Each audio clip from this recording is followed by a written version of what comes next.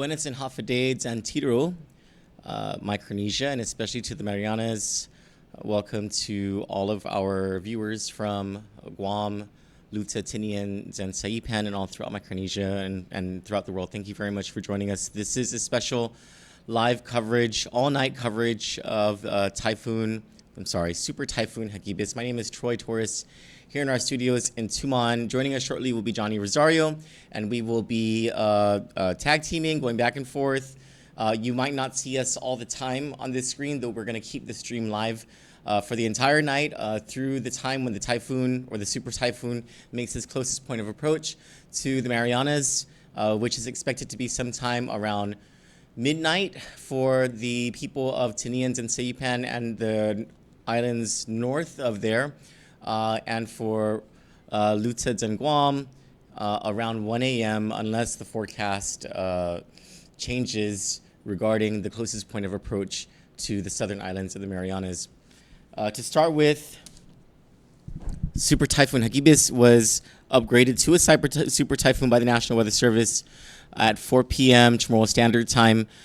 It is now packing maximum sustained winds of 150 miles per hour, and it's a behemoth of a super typhoon. According to weather experts, let me just pull out the exact verbiage that they use on. This is a storm that one of the weather experts says he's never seen this sort of rapid intensification of any tropical cyclone that he has dealt with. Weather experts have been monitoring this now super typhoon since it was an infant just 3 to 4 days ago and was just a convection of wind and rain some 1,284 nautical miles east of Guam. It has been moving along a westward track until earlier today when it began moving west-northwest. Then it moved again on a westward track and then back on a west-northwestward track. It's again resumed a west-northwestward track, which means it's being brought to the north of Saipan.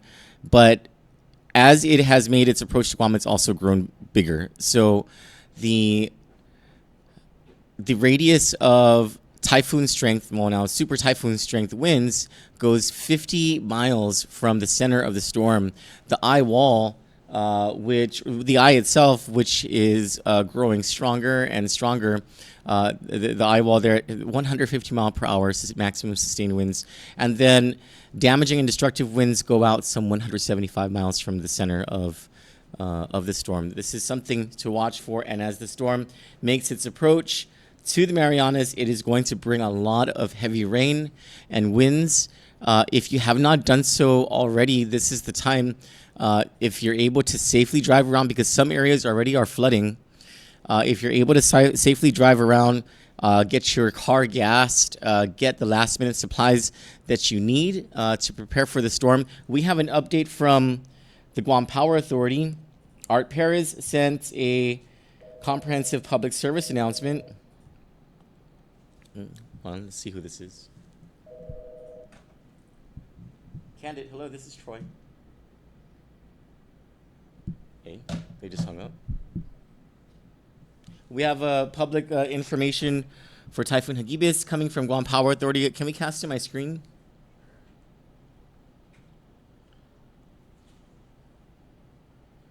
GPA announces the following storm-related information for all residents and customers.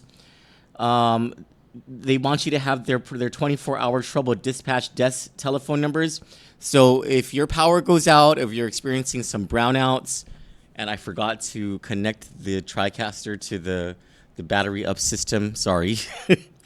P.S. If the live stream goes down tonight, it's because there was a brownout or there was a power outage. We don't have a generator here. Just stick by Facebook or YouTube or whatever it is that you're listening to us from, and we'll be back online in no time. We just have to restart the stream in case it goes down, just in case, okay? Their 24-hour trouble dispatch desk telephone numbers are 475-1472, 475-1473, and 475-1474. That's 475-1472 through 4. That's the 24-hour trouble dispatch line if you need to report that there's a power outage. And just so you know, it's important that if you have a power outage that you call the trouble dispatch line so that GPA is aware that a power outage actually does happen. It's not like they're able to see the system all the time. So if you have a power outage, you're having brownouts, call the trouble dispatch line right away so that GPA can know to come to your area as soon as they can, so long as conditions allow the linemen to go out and basically they're risking their lives in order to fix the lines and get the power restored to you as soon as possible. Those numbers again, 475-1472 through 4. In case anything like that happens, or in case you see a tree with a branch that's about to fall on a power line, please call your mayor or GPA right away so that something like that can be fixed before any damage to power lines that would take down your entire neighborhood. Prior to and during heavy weather, including tropical storms or typhoons, or in this case, super typhoons, GPA's plan of action includes power restoration that is systematic and safe to restore power to all customers ready to receive power. With the approach of now Super Typhoon Hagibis, interruptions of electric power service are likely to occur as winds and rain increase or intensify. GPA power plants will continue generating power throughout the island as long as the island-wide power system remains intact and circuits, overhead transmission, and distribution power lines are operable. We know from prior experience that that's not always possible, and the power will go out as long as if the rains are that strong or the winds are that strong that branches start falling on power lines or the system becomes overloaded because everyone is using power at the same time. As circuits begin experiencing damage related to adverse weather or field conditions, generators will be secured. GPA field crews will secure in place or seek adequate shelter to ensure the protection and safety of all personnel. Operations, including power generation, grid assessment, and restoration efforts, will recommence when conditions are deemed safe. So, in the event that the heavy winds and the heavy rains are too much for the linemen to go out, if there's a power outage that occurs during that time, GPA won't be able to get to it until things calm down a little bit, and that's for the safety of their men and women. After the super typhoon passes, a systematic plan for restoring power to vital community services first. Those are things like the Guam Memorial Hospital, Guam Waterworks Authority, the emergency shelters, and to all customers will be set in motion. Updated information about restoration, the yada, yada, yada. You can visit them, their Facebook page at facebook.com/Guam Power Authority. This is what they're going to do about restoring power outages whenever power outages happen. The trouble dispatchers will be available to take calls from customers around the clock or via direct message on GPA's Facebook page, and they're actually very good about responding to messages when things like this happen. If the phone lines are busy, continue trying. GPA line crews will work outage trouble calls as long as it is safe to do so, but when storm conditions become dangerous, it will be necessary for crews to suspend work. If electric service is interrupted during the height of the storm, please do not call GPA at that time. Wait a reasonable time after the winds have subsided and the island returns to core, I'm pretty sure they meant 4, before reporting any trouble. Safety and precautions. If you see a down power line or sparking wires, don't be a hero. Stay away and call GPA's trouble dispatch desk or local authorities immediately, like your mayor, the police, etc., etc. Warn others to keep clear of the fallen line and avoid contact with trees, fences, or anything else the line may be touching. Well, the other safety precaution is when it's really windy and rainy outside, don't be outside. Like, you shouldn't be able to see these lines if you're inside your house trying to keep it safe. Residents with medical issues. Prior to the arrival of the storm, customers who are reliant on power for medical issues should make arrangements to stay with family or friends with generator power for the duration of and following the storm. All right, this should probably have been a little further up. This is critical for people who rely on power service to operate whatever machines or tools they need to stay alive. So GPA is asking you right now to identify someone who has a generator in their home that can generate power for whatever tool or device that you have that you need for your medical needs. Call them now and arrange to stay with them now and through the duration of the storm or whenever it is that the power system will be stable again. For freezer care, prior to the arrival of the storm, freezers and refrigerators should be turned to their coldest settings. The more frozen food there is in a freezer, the longer it will remain frozen. Plastic jugs filled with frozen water will also help maintain the cold temperature. Use tape to seal the freezer and make it as airtight as possible. If electric service is interrupted, well-filled freezers will keep most foods frozen for 2 to 3 days if the door is kept closed. I would also just add in just my own from personal experience. If the power starts to fluctuate, you might want to just unplug the refrigerator, turn off the air cons, things that run with a condenser that would get short-circuited by a power outage. And what do you call it when the motor burns, Chelu? I don't speak hetero like that. All right. So, okay. Hold on one second. Let me just check my email to see if we have a new statement from the governor's office or from the Joint Information Center.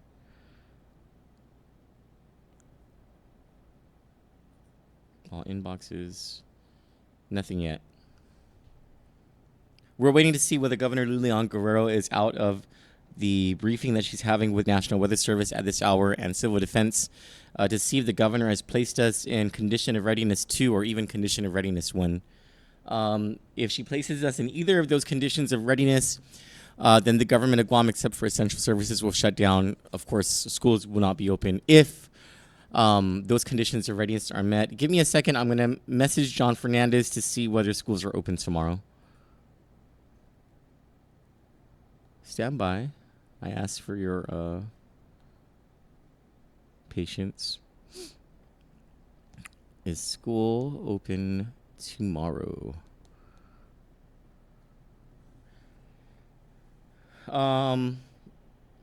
After storm restoration plans, according to Guam Power Authority, if there is extensive damage to the island-wide power system, electricity in some areas may not be restored for several days. Millennials and Generation Z folk might have a hard time comprehending what this means. But those of us who have weathered storms before understand what it means to be without power for 3 months. But I don't think it's going to be that kind of storm because, again, Super Typhoon Hagibis is not making a direct hit on Guam or Rota. And if the track holds, will not be making a direct hit on Tinian or Saipan. But again, it's still a few hours away. The storm has slowed down. It's intensified extremely rapidly, taking from words from the Joint Typhoon Warning Center. And so it's not that anything can happen. It's that there are uncertainties that still exist as to the track of the storm. Customers are asked to be patient and know that crews are working a plan of action to restore the greatest number of customers in the shortest time possible.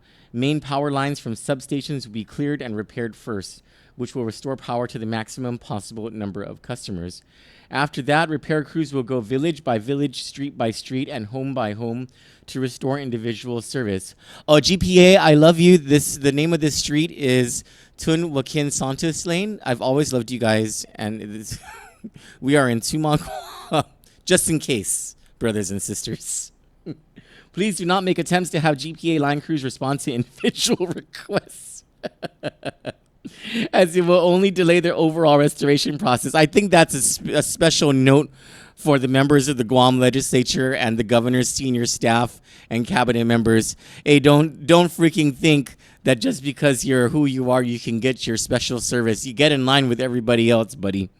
Reporting outages. After the passage of Super Typhoon Hagibis, customers should replace any blown fuses or reset any tripped breakers in their homes. This is Chinese to me, I swear to God. I have no idea what that means.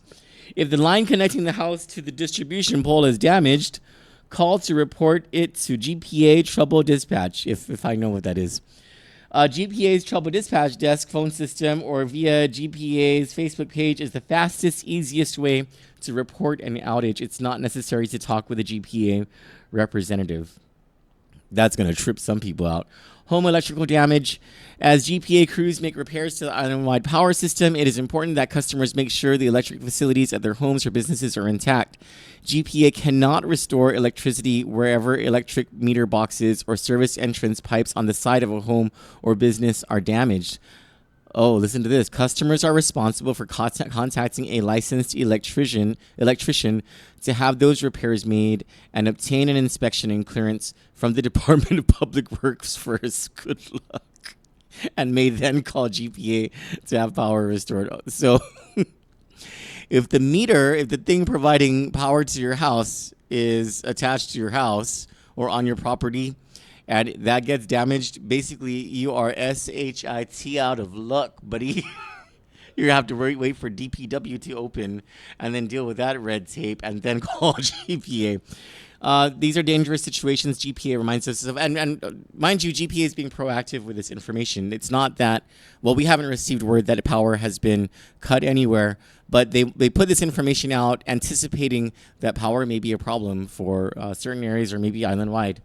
GPA says it's important for all residents and customers in a storm-damaged area to be keenly aware of potentially dangerous situations from downed power lines. Downed or dangling power lines can cause electrocution. Energized or live power lines can also be some distance away or hidden out of sight or maybe making contact with fallen trees or fences. Even though the electricity to your home may still be off, treat every wire as if it was energized to avoid severe injury or death. Yeah, and being daring with a power line would be a really stupid thing. That would be think of it as being a very stupid way to die. And like if you did that, like sometime down the road, you know, even your family members will laugh at you. Water and electricity don't mix. Electricity can travel through standing water or wet materials like carpets and can cause electrocution. If you, the only way you wouldn't know that is if you didn't pass the fourth grade. I'm pretty sure. Like that's like a standard thing in science. Avoid flooded areas even if they are shallow. Do not enter a flooded room or area where electrical equipment may still be plugged in. You guys ever watch Pet Sematary? That happens. There is a high risk of shock. If the main switch at your electrical panel was left in the on position prior to a water flooding, get the proper evaluation by qualified persons to ensure power to the building has been disconnected before attempting to access the electrical panel. Never assume any part of a flooded electrical system is safe, not even the main switch or circuit breaker. Don't worry, GP. I will never assume that. I won't even freaking touch the thing. Customers should also avoid piling any debris or trash on or around electrical facilities, including pad mount transformers, poles, or loose wires. They lost me there with that verbiage. Electrical safety and water damage electrical equipment. Customers should also avoid piling any debris or trash on or around electrical facilities, including pad mount. Oh, that they repeated that. Portable generators. Oh, this is important. During extended outages, some customers may use portable generators at their homes or businesses. It's very important to use all generators correctly. Do not use an extension cord to plug a generator into a household outlet. This can cause serious injury to you and or restoration crews. Instead, only connect appliances directly to the generator. If you have any questions about the use of a generator, please refer to your operator's manual that accompanied your generator. That thing is long gone, GPA. I'm pretty sure whoever has a generator got rid of that manual. Customers using backup generators, please ensure your main breaker is in the open position to ensure safety of the GPA crews. Thank you, Art Perez, for providing that very comprehensive public service announcement. We can come back to that later tonight. Let's see if we have any new information from... No, nothing new yet from the Office of Civil Defense. Let's check the Joint Typhoon Warning Center.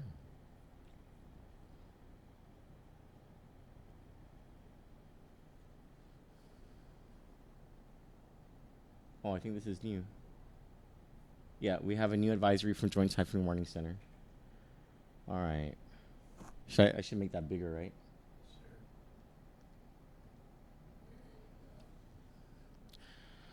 All right. Hold on. Let me get my conversion calculator out because Joint Typhoon Warning Center speaks a different metrics language, okay? And John Fernandez has not answered our question yet about whether school is open tomorrow. They're probably making that decision right now. Where's my conversion thing? Oh, here we go.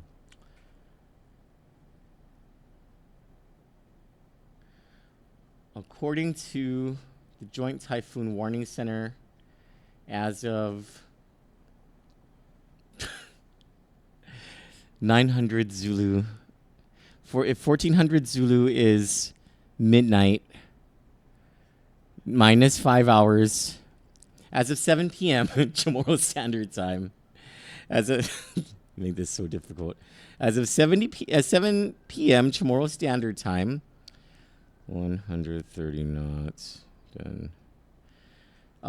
Super Typhoon Hagibis is rolling around town in the Pacific at maximum sustained winds of 149.6, basically 150 miles per hour with gusts to, hold on, let me do the conversion. Jesus, 184 miles per hour. That will throw a person, right? That will pick up a person and throw that person. That will, that could, especially if there's water, right? The car will move.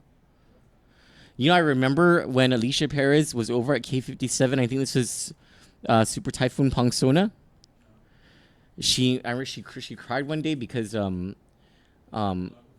no, her car got picked up from the parking lot at Bank of Guam and thrown into the river, the Hagutnia River. Like, she was looking for her car, and then she looked over the bank. And there it was.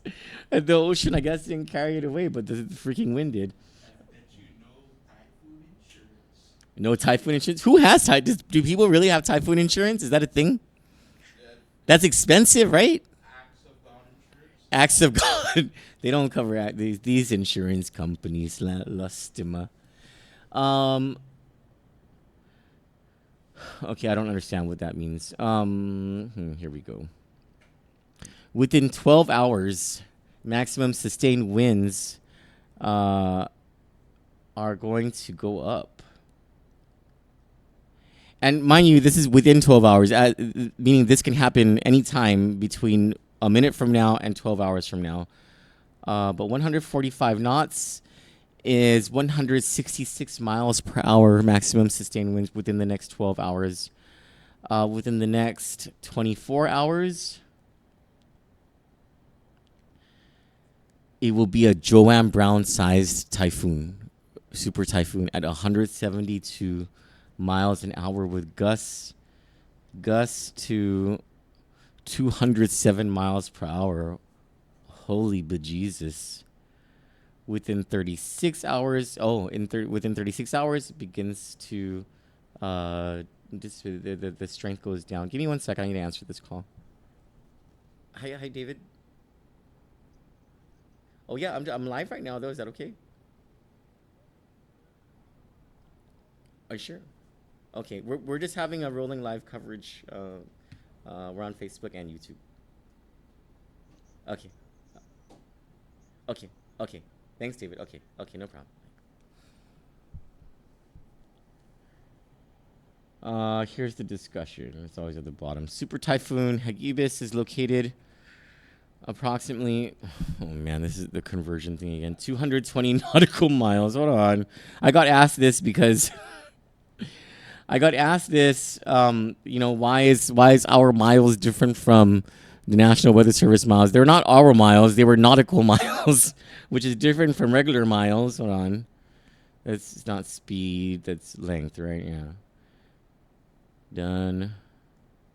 Okay, from nautical miles done to miles done.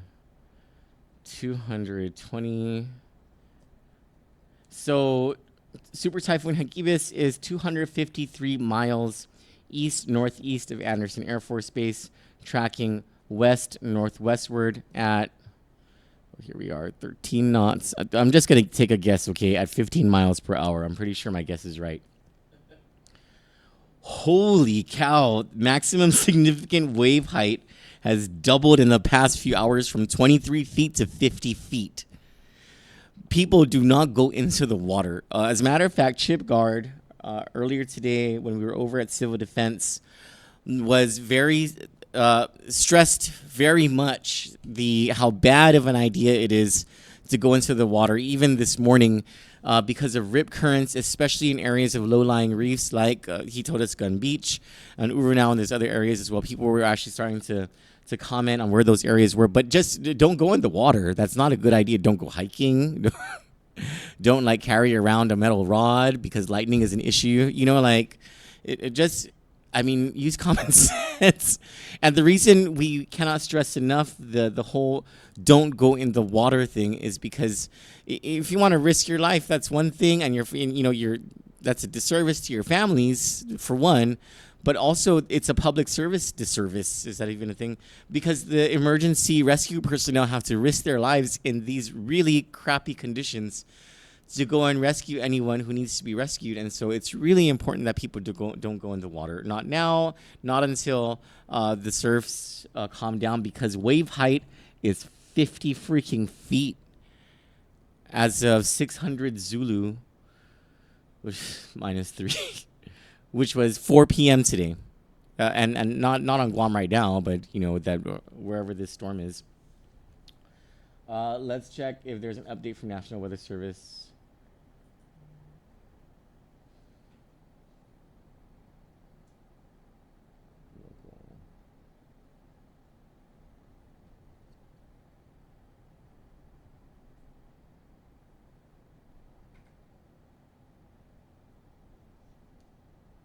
No update. Nothing new from the Joint Information Center. Nothing new. What is taking them so long to make this decision? Let's try John Fernandez.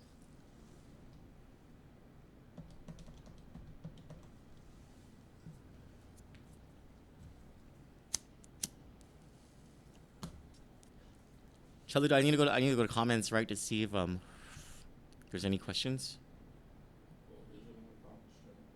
It's a lot. Okay, let me make sure I go there. 139. Are there any questions? Do you see? Condition of readiness. Someone asked what are we still in 3? Apparently, yeah. Okay, John's not answering. Let's try the jig again.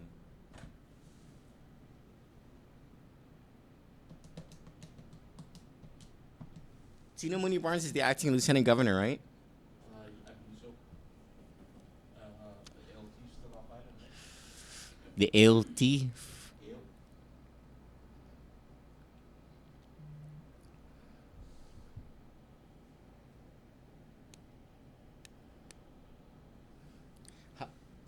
Hi, Crystal. This is Troy. Hello. Hi, Crystal. This is Troy. Hey, Troy. Hi. I just got out of my briefing. Are we in Core 2 or Core 1? We're about to release something.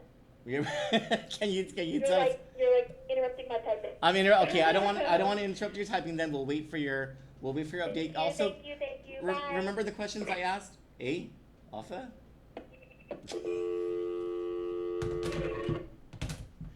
Don't be mad at her. I would do the same thing if I were in her shoes. It's like a pressure cooker at the Joint Information Center right now. As you can tell, information on typhoons comes rapidly, and so this is so far. Never mind. I don't want to comment on the politics of it. In a time like this, it's important that all of us bury the hatchet with whatever. And support basically the commander of this entire operation is the Magahaga. And she needs all the support that she can get, all the prayers and positive thoughts that she can get in order to lead us into safer situations, lead us into as hassle-free as possible experience through this typhoon. Earlier today, we gave kudos to CNMI Governor Ralph Torres, who has had a handle on, well, this is not his first rodeo, right? He had to deal with Mangkut. I believe he was the lieutenant governor when they had to deal with Sodalar. And he actually, I think he may have been the governor already when the CNMI had to deal with Typhoon Sodalar. And as I understand it, emergency management folks in the CNMI have been very effective and efficient about getting information out to the public there and preparing the CNMI. And so kudos to them.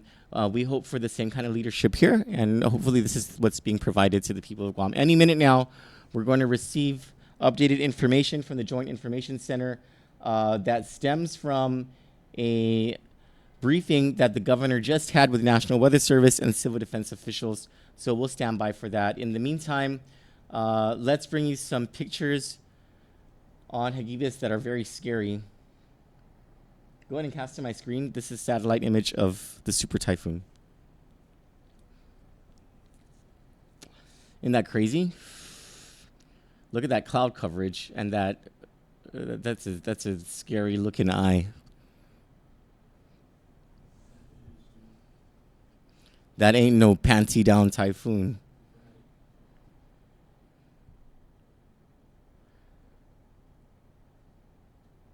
More satellite imagery. You can see Guam there.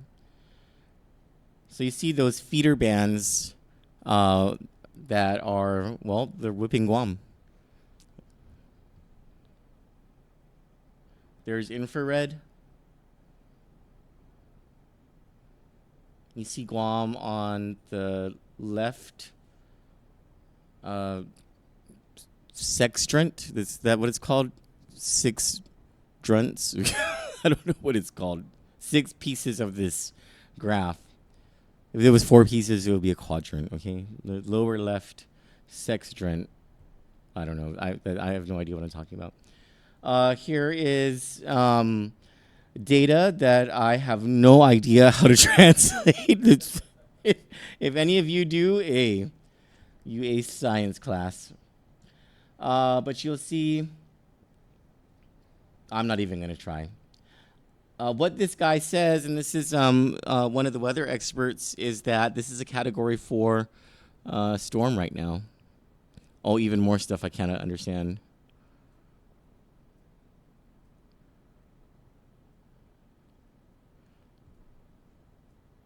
Here's the track.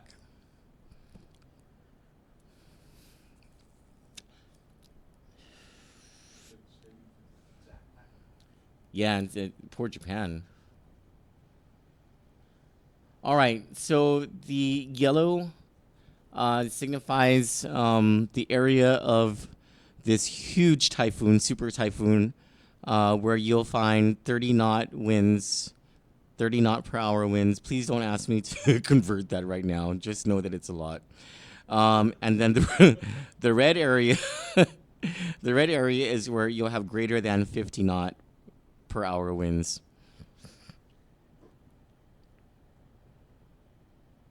Jesus. Look at that. Jesus Christ. Zeus Kiluus. Hagibis becomes a very powerful Category 4 super typhoon and expected to intensify even more tonight. It is the 3rd super typhoon for the Western Pacific Ocean this year. As of 2 p.m. Oh, this is dated information. Oh, wait. As of 2 p.m. UTC +8. So this is as of 4 p.m. Okay, this is not dated. This is the correct information. So I keep having to do this time conversion thing, and it's really like freaking me out. According to this weather expert, he says Hagibis attains a dramatic explosive intensification. These are scientists, okay? They don't normally use words like this. So when they use words like this, it really is something. Oh, shoot. Wait, let me check our email to see if anything came in. No, nothing yet. Dramatic explosive intensification within the last 24 hours from being a tropical storm to a very strong typhoon. For me, this is one of the fastest intensification in the Western Pacific Ocean since I started to monitor tropical cyclones in late 2004 as a grade school student. This is a young guy. The latest satellite imagery shows very impressive structure depicting a symmetrical and well-defined pinhole eye with cloud tops reaching negative 80 degrees Celsius near the center. Convective banding keeps tightly wrapping in the circulation with huge outflow that have almost reached Indonesia. Wow. All right. It is still undergoing explosive intensification, and some eye wall replacement cycle is not anticipated for now, which leads to its additional strengthening. I don't know what that says, but all it's telling me is that this is a badass super typhoon. Joint Typhoon Warning Center forecasts Category 5 super typhoon within the next 24 hours due to an overall impressive surrounding low vertical wind shear, robust poleward and equatorward outflow, very high ocean heat content, and very warm sea surface temperature. On the other hand, I don't know what Pagasa is, has stated that it could enter the Philippine area of responsibility on Wednesday evening or Thursday morning. However, this will not threaten the landmass of the Philippines and may exit immediately by Friday morning going to Japan. References Pagasa. I think that's the Philippine Civil Defense. JMA, that's Japan Meteorological Association, Joint Typhoon Warning Center, Himawari 8, HWRF, CIMSS, and Weather Nerds, which is what Kandit has been for the past couple of days. We're trying to be. With our weather weapon, Barbara Brown. And has Barbara failed us? No, she hasn't. Unfortunately, Barbara hasn't been wrong. Barbara PD Brown. Do you want to know what that means? Barbara Panty Down Brown. Reporting on what is not a panty down storm. It is very much a Cardi B storm, okay? Okay, she's got this tight with the red bottom shoes. All right, let's see if anything from Civil Defense came in. Are we? We didn't get the thingy from Jik yet. Oh my goodness, I just noticed the number of viewers. Thank you very much for tuning into Candid News. Again, we are having rolling coverage. Excuse me, this may be Crystal. Hello? Hello, this is Troy, yes? Yes.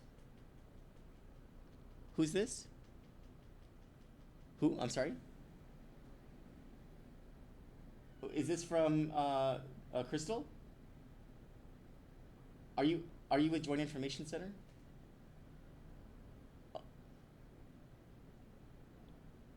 Oh, okay. How do you know that information is true, though? From the mayor of Mongmong? Okay, thank you very much. Thanks. Thank you. Okay. According to source information coming from a group chat from the mayor of Mongmong, we are in condition of readiness too. That may be true. We just haven't received the official information from the Joint Information Center. We're just waiting for this information to come through.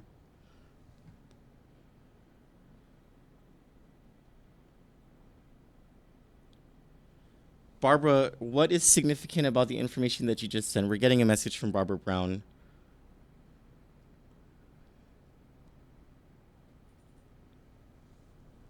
Prima, I'm live right now. Hi, is everything okay? Okay, are you okay? Okay, what? Yeah. Look, can I ask Johnny to call you right now? Okay, darling. Okay, when I go on break. Okay, bye. Barbara, could you tell me what the information that you just sent me might mean? We need to translate it to our viewers. It's in Chinese right now. It's okay, wait. Let me attempt to translate this. 1 second.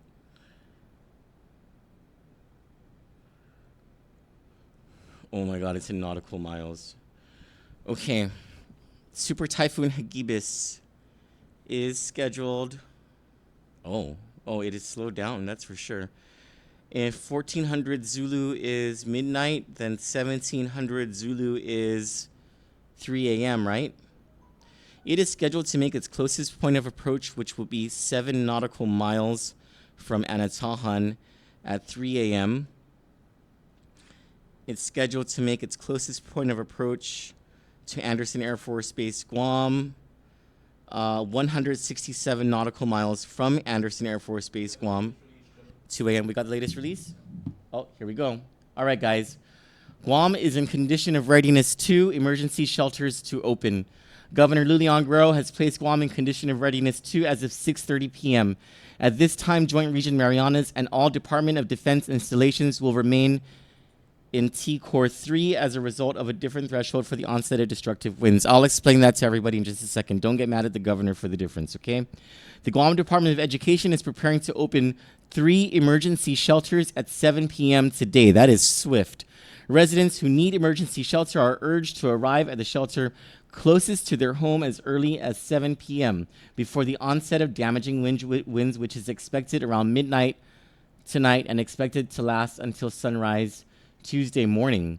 The worst conditions for Guam will be after midnight to 6 a.m. Emergency shelters will not be opened until 7 p.m. Do not attempt to go to any emergency shelter until then.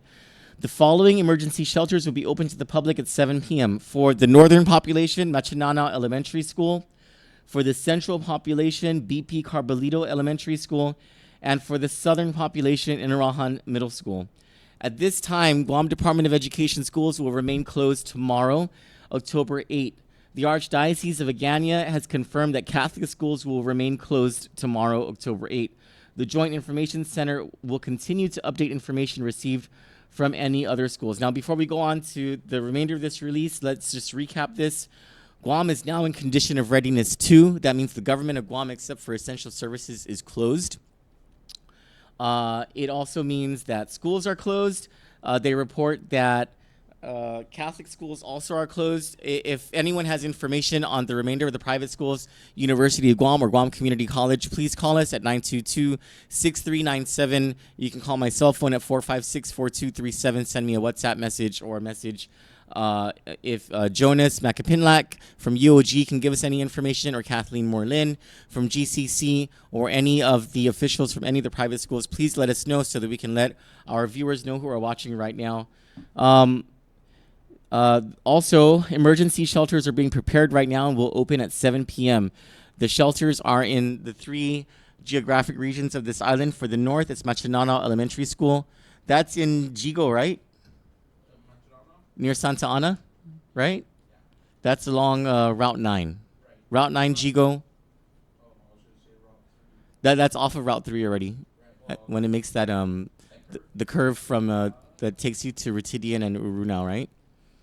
And don't go to Ritidian or Urunao, okay, people? You want to surf or whatever, find another day. This is not going to be the day for it. If you live in a central village, it is BP Carbolito Elementary School, and if you live in a southern village, it's Inarajan Middle School. Now, moving forward with the rest of this release, what people should take to the shelter: a 7-day supply of food and water for all members of your family, bedding, personal hygiene products, medication, 7-day of supply for infants and toddlers, including diapers and formula, valid photo ID, important documents including birth certificates, passports, and medical immunization cards. Here are the shelter rules. Number 1, don't be an asshole. That would probably be like the number 1 shelter rule, okay? But because the Joint Information Center is far more professional than I am. Be respectful to fellow residents and staff. No foul language. Abusive behavior, stealing, or destruction of property will be accepted or tolerated. In just a second, we're going to go over the story of one Clarice Alicto. Busing to and from shelters is available at the mayor's office. Even the joint mayor's office? I'm just asking for a friend. Bring a 7-day supply of food, water, and prescriptions. Infants and toddlers should have a 7-day supply of disposable diapers, please. Baby formula and baby food. Bring bedding, toiletries, toilet tissue, and personal hygiene products. Must complete registration. Bring a form of valid ID. We need to ask the Joint Information Center what happens if people don't have. Let me write that down. What if no ID? Must report tuberculosis or flu-like symptoms. Alcoholic beverages, illegal drugs, and weapons are not allowed in the shelter. or on the shelter grounds. Persons caught in possession will be asked to leave the shelter and in some cases turned over to law enforcement personnel. In my experience, in emergency operations, there's always a cop at every shelter to help with, rabble rousers and stuff like that. Persons determined to be under the influence of alcohol or illegal drugs will not be admitted or readmitted to the shelter. Keep the pipe at home, folks. Keep the pipe at home. I wonder. Oh well, marijuana is no longer an illegal drug, right? I think you certainly are not allowed to smoke anything in a school. Oh, here we go. Smoking is not allowed in the shelter. Smoking is permitted outside the campus in designated smoking areas only. Please dispose of cigarette butts properly. If I were going to a shelter, I'd be one of those in the middle of the freaking typhoon, standing outside that gate in the rain, trying to smoke my cigarette. Quiet hours will be announced and enforced in the sleeping areas. However, sleeping areas should be kept quiet at all times. If you bring vital documents, birth records, passports, etc., secure them or keep them on you at all times. The shelter is not responsible for these items if stolen. Parents must maintain responsibility and supervision for their children. Children must never be left unattended. No cooking or gas stoves. For your safety, do not leave the shelter before Core 4 has been declared. Only service animals are allowed at this time. We need to discuss this pets issue. Pets cannot be sheltered at this time. For those seeking shelter for their pets, make plans for them now to stay with a loved one, friend, or family member, as pets will not be allowed in the emergency shelters. Let's take a break from this news release to talk about the pets issue. So Chip Gard, lead meteorologist with the National Weather Service, earlier today mentioned that one of the things to be concerned about the super typhoon is the amount of lightning it brings, and maybe the thunder that it will bring as well. If you have pets who stay outside, if they're not secure, dogs, cats, even when many of them, when they see lightning or hear thunder, they'll flip out. And no matter how smart your dog or cat is, when they flip out, they'll run. They might break the chain. They will run in any direction. And they won't know how to get back because they were so discombobulated when they left. This is how many people lose their dogs and cats. And so it's really important that if you have dogs or cats that are outside, you need to bring them inside the house. If you can't do that, find a place for them to be inside or somehow, some way, stored safely in an area that is not going to be inundated with wind and rain and where they're not going to be able to flip out and leave the house. It's really important that you guys secure your pets now, especially if they're outside. Even if they're on a chain, they'll break that chain and you'll be surprised how strong your dog is. So we can't stress that enough. Maybe we can get a hold of Gabe Baker with Guam Animals in Need a little bit later tonight to see if any accommodations are being made or any services are being made by Guam Animals in Need to help people to shelter their pets if they're unable to by themselves. Those seeking shelter who do not have reliable transportation or have a disability and need a ride to a designated storm shelter are advised to contact their village mayor's office for information on transportation. Residents will need to go to their respective mayor's office for bus transportation to the shelters. That's another thing we need to ask. What if they want to drive to the shelter? What if... Because the way this is reading, it almost sounds like you can only take the bus to the shelter. Drive to shelter. Okay. All right, we already provided this information. We provided that. Strong thunderstorms are now affecting western Guam coastal waters. Strong thunderstorms. Western is where we are, right? We're on the western side of the island. We are. So, like the areas fronting the ocean areas fronting Derdo, Tumuning, Tuman, Asin, Aganya, Agate, Pneumatic, apparently are being affected by strong thunderstorms over those waters. Strong thunderstorms capable of producing wind gusts up to 45 knots. Oh, there that is again. 45. Hold on, let me see what 45 knots is. One second. Man, I thought freaking Jik was gonna make this easy for us. Speed done. Not done. No, not kilometer, miles. Wind gusts up to 45 knots. That translates to 51 miles per hour. Torrential downpours and frequent lightning are expected. See? Mariners can expect gusty winds up to 45 knots. Locally, higher waves, frequent lightning strikes, and visibility than a half mile due. I think that's supposed to be no more than a half mile due to torrential rains. Boaters should seek safe harbor immediately. A tropical storm warning remains in effect for Guam, Leyte, and Agrihen Islands, meaning tropical storm conditions, including damaging winds of 39 to 73 miles per hour, are expected tonight. A flash flood watch is in effect for Guam through Tuesday afternoon, meaning conditions may develop that lead to flash flooding. Frequent locally heavy downpours can cause streams to overflow their banks and low-lying areas to flood quickly. This is like all of you people who live in Totu, Kenyatta, Barragata, Totu, Kenyatta, anywhere where there's a road that's been built over and like paved over and over again. If you are on the banks of those roads, you know what this flooding issue is like. And poorly zoned areas, flooding is going to be an issue with a heavy downpour of rain. There is potential for 3 to 5 inches of rain across Guam with locally heavier amounts. The community is reminded to practice extreme caution if traveling in rainy conditions. First of all, try not to travel. It's here, okay? Turn around, don't drown. Turn around. You're poetic. Immediately move to higher ground if flash flooding occurs.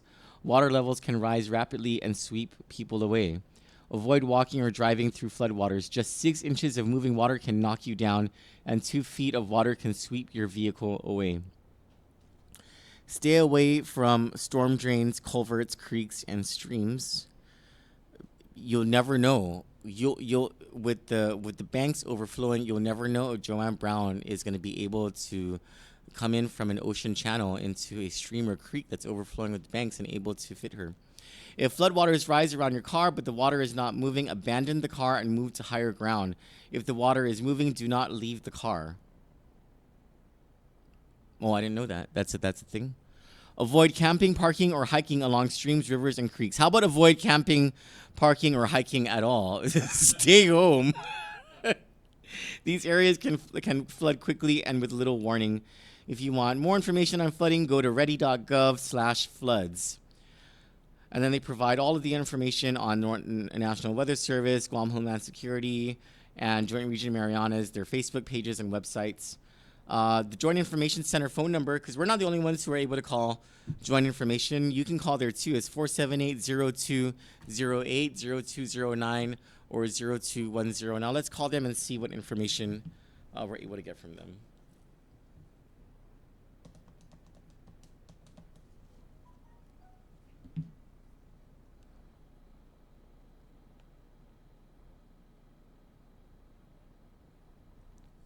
Hi, Crystal.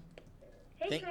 Thank you so much for that release. It was very informative. Is CR latest release? Yes, we got it. Thank you very much. I just have a couple questions. Yes, I did my best. Okay, thank you. So you want people to bring, if they're going to the homeless shelters, right? Or I'm sorry, the emergency shelters, you want them to bring a ID for registration. What if they don't have ID? It's a great question. Okay, will they be turned away, or can you find out? I don't believe we'll be turning away people for lack of ID, but Okay. I think that's very important. Let me call one of our. I'll call you right back. Okay. Wait, well, I have more. So. Oh, you have more questions. Okay. Thank you, Crystal. So there is in the release it says that they'll be transporting people from the mayor's office via buses. If people have their own transportation, can they just drive to the shelter, or is that? Most definitely. Oh, okay. Sorry. But if you need transportation, you have to meet up. Public Works will be meeting you at the mayor's office. They don't do personal pickups.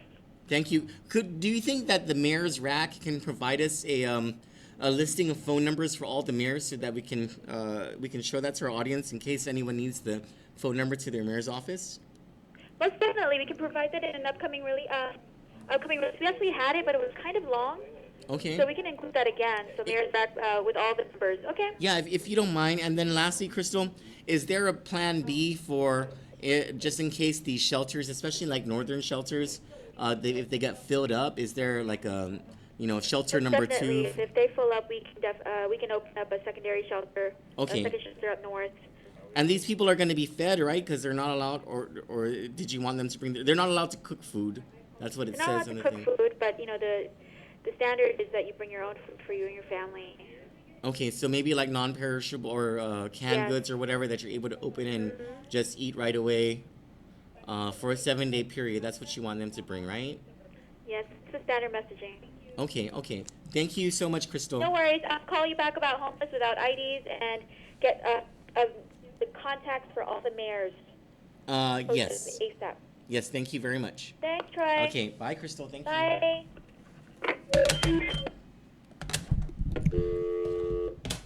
That was Crystal Paco with the Joint Information Center. Thank you very much, Crystal, for providing us that information. She's going to get back to us with some sort of confirmation that if you do not have an ID, you will not be turned away. She's going to make sure that that's the truth. She confirmed for us that you can drive to the shelter if you're able to. If you need transportation, just coordinate that with your mayor so that the bus can pick you up. But the bus, or I'm sorry, so someone can pick you up or somehow bring you to the mayor's office, because the mayor's office is where they're going to deploy the buses that will take you to the emergency shelter. If you do not have transportation, those emergency shelters, again, are for the North Machinana Elementary School along Route 9 in Jigo, BP Carbolito Elementary School in Barragata, and in Arahan Middle School. That's for the south. For Carbolito, it's for the central. For Machinana, that's for the north. And she did say that if you or if any of these shelters fill up, they have a plan B. They have another emergency shelter that the Department of Education most likely will be in charge of. We don't need to, since Crystal's already answered that question, we don't need to call John Fernandez about that. Let me go to your comments to see if there's any information that you want us to track down.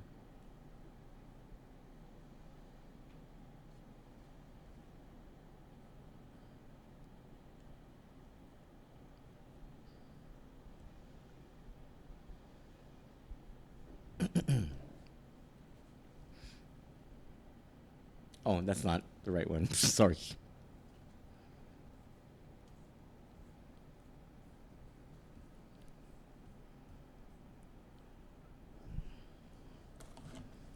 Again, we're going to be live throughout the night. There's going to be times when this desk won't be, like, I won't be here, or maybe I'll be here, but I won't be talking because I'm working on writing and something. But we are rolling live throughout the night so we can provide you information as soon as it comes in. So stay tuned. Keep this window open. Holy cow! 337 comments. Keep this window open on YouTube or on Facebook, however it is that you're watching. If the stream goes down, please just bear with us. That means that there was a power fluctuation or a power outage, and we'll get back up as soon as possible and restart the stream.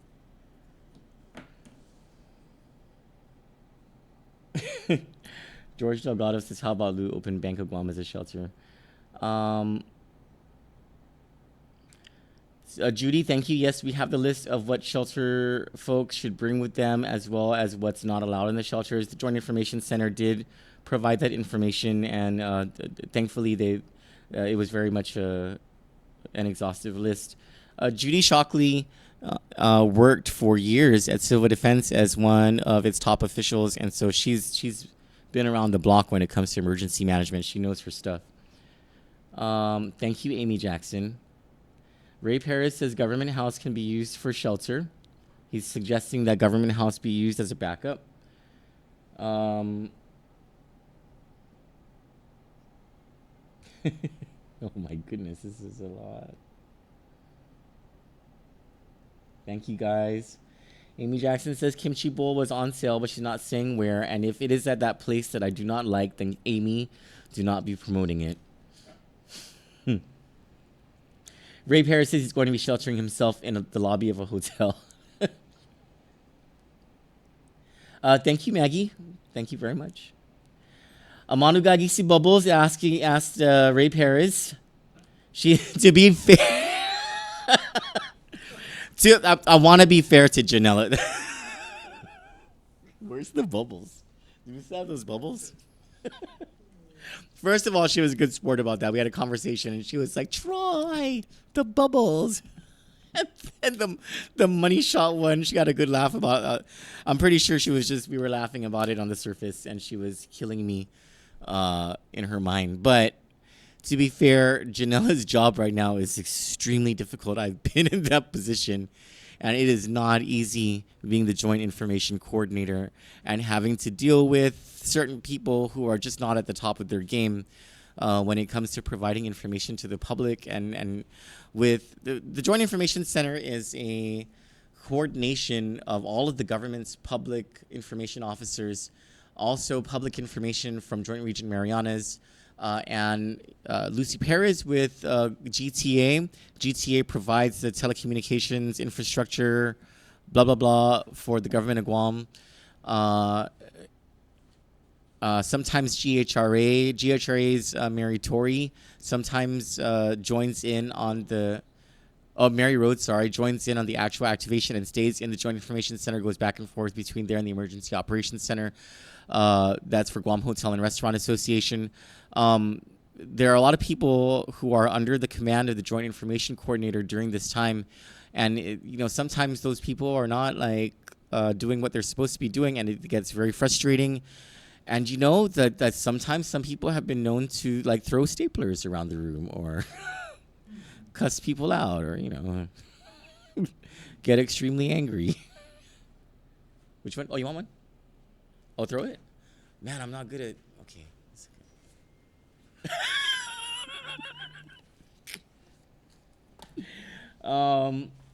Thank you, Trisha Halivin.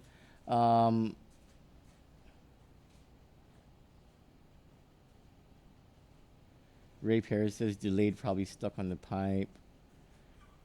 Oh.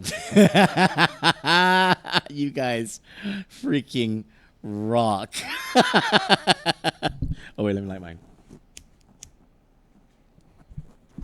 I cannot see all of the comments. It stops me. It's stopping me at Debbie's comment. Hi, Debbie. I love you. 7 p.m. right now. Yes. You guys, thank you very much for joining us for our live coverage of the typhoon. We will be here throughout the night providing this live coverage for all of you. Let's take a break from the storm news, and I want to report to you about... This is some funny freaking stuff.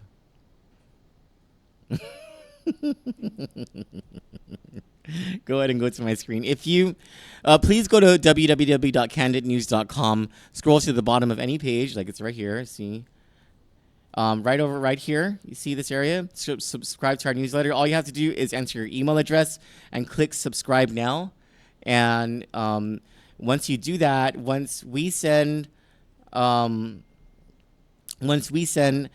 or publish any news, you'll receive it first. It's in an instant. Let me just tell you about this story here. It's called "Elicto Goes Berserk on Driver." Prosecutor's declaration describes. Now, if there are any kids watching, you might want to ask them to go away for a second, because we're going to discuss an adult story about a child in an adult's body. Clarice Iris Elicto, 35, was walking on Aga Boulevard in Ipapa Estates, Cerrito, when she stopped a car by darting in front of it, according to a declaration of probable cause by prosecutor Peter Santos. Miss Elicto yelled at the driver, a stranger, that she wanted to fight with him. The victim said he didn't want any trouble with her. She then demanded... Give me 1 second. I'm sorry. I'm getting an unknown call. Hello. This is Troy. Hi. I'm good. I'm just live right now. Is everything okay?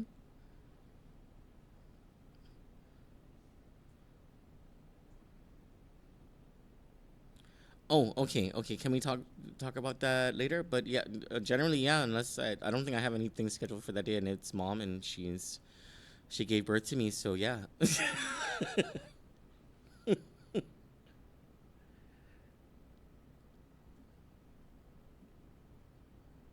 Yeah, okay, let me ask someone to do that.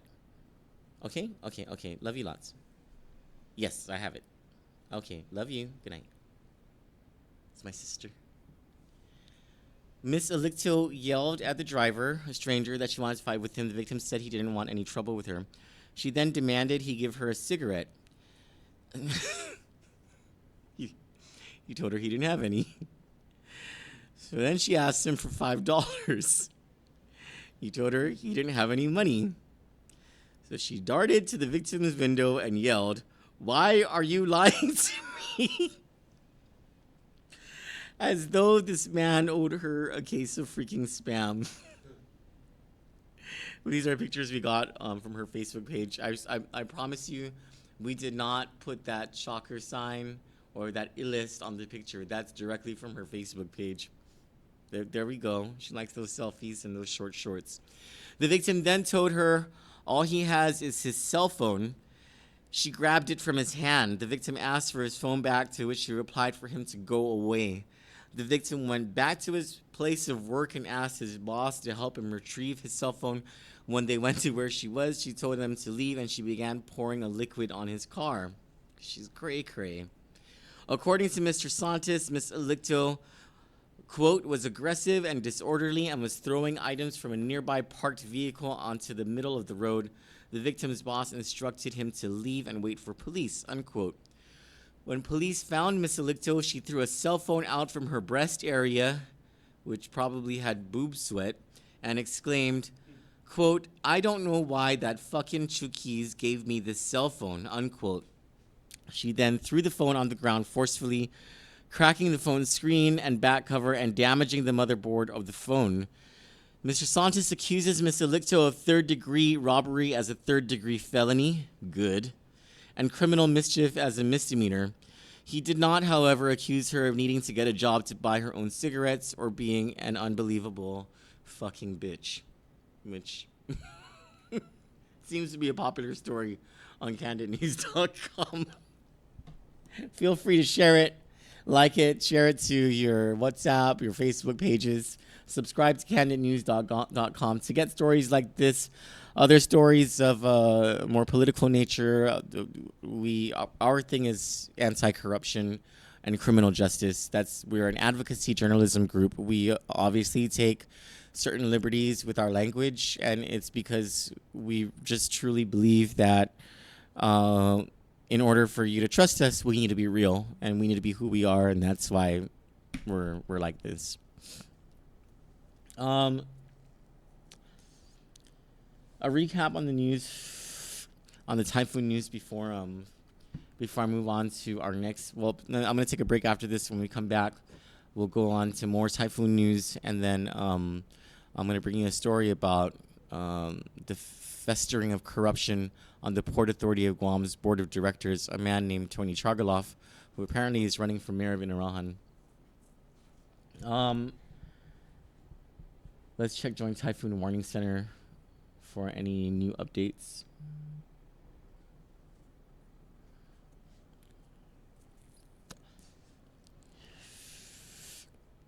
Check that. Nothing from Joint Typhoon Warning Center. Let's check National Weather Service.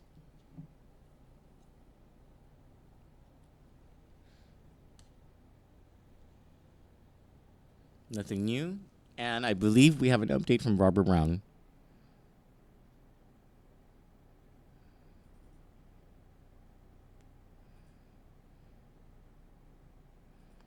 And yes, we do.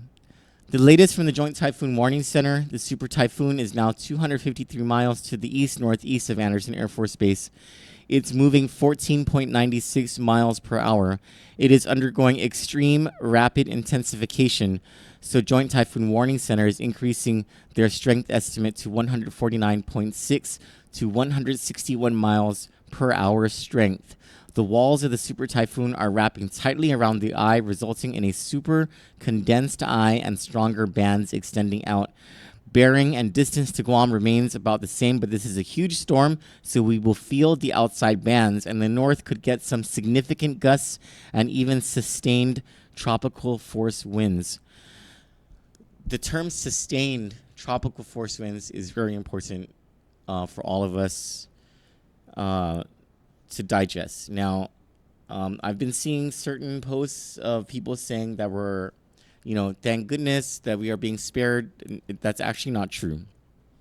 If we're getting sustained tropical force winds, especially in the northern part of the island where there are many substandard homes, a lot of debris outside that will fly around. What sustained tropical force winds means is that for a sustained period of time, that is unrelenting, we are going to have damaging to destructive force winds just swirling, and beating the northern end of this island.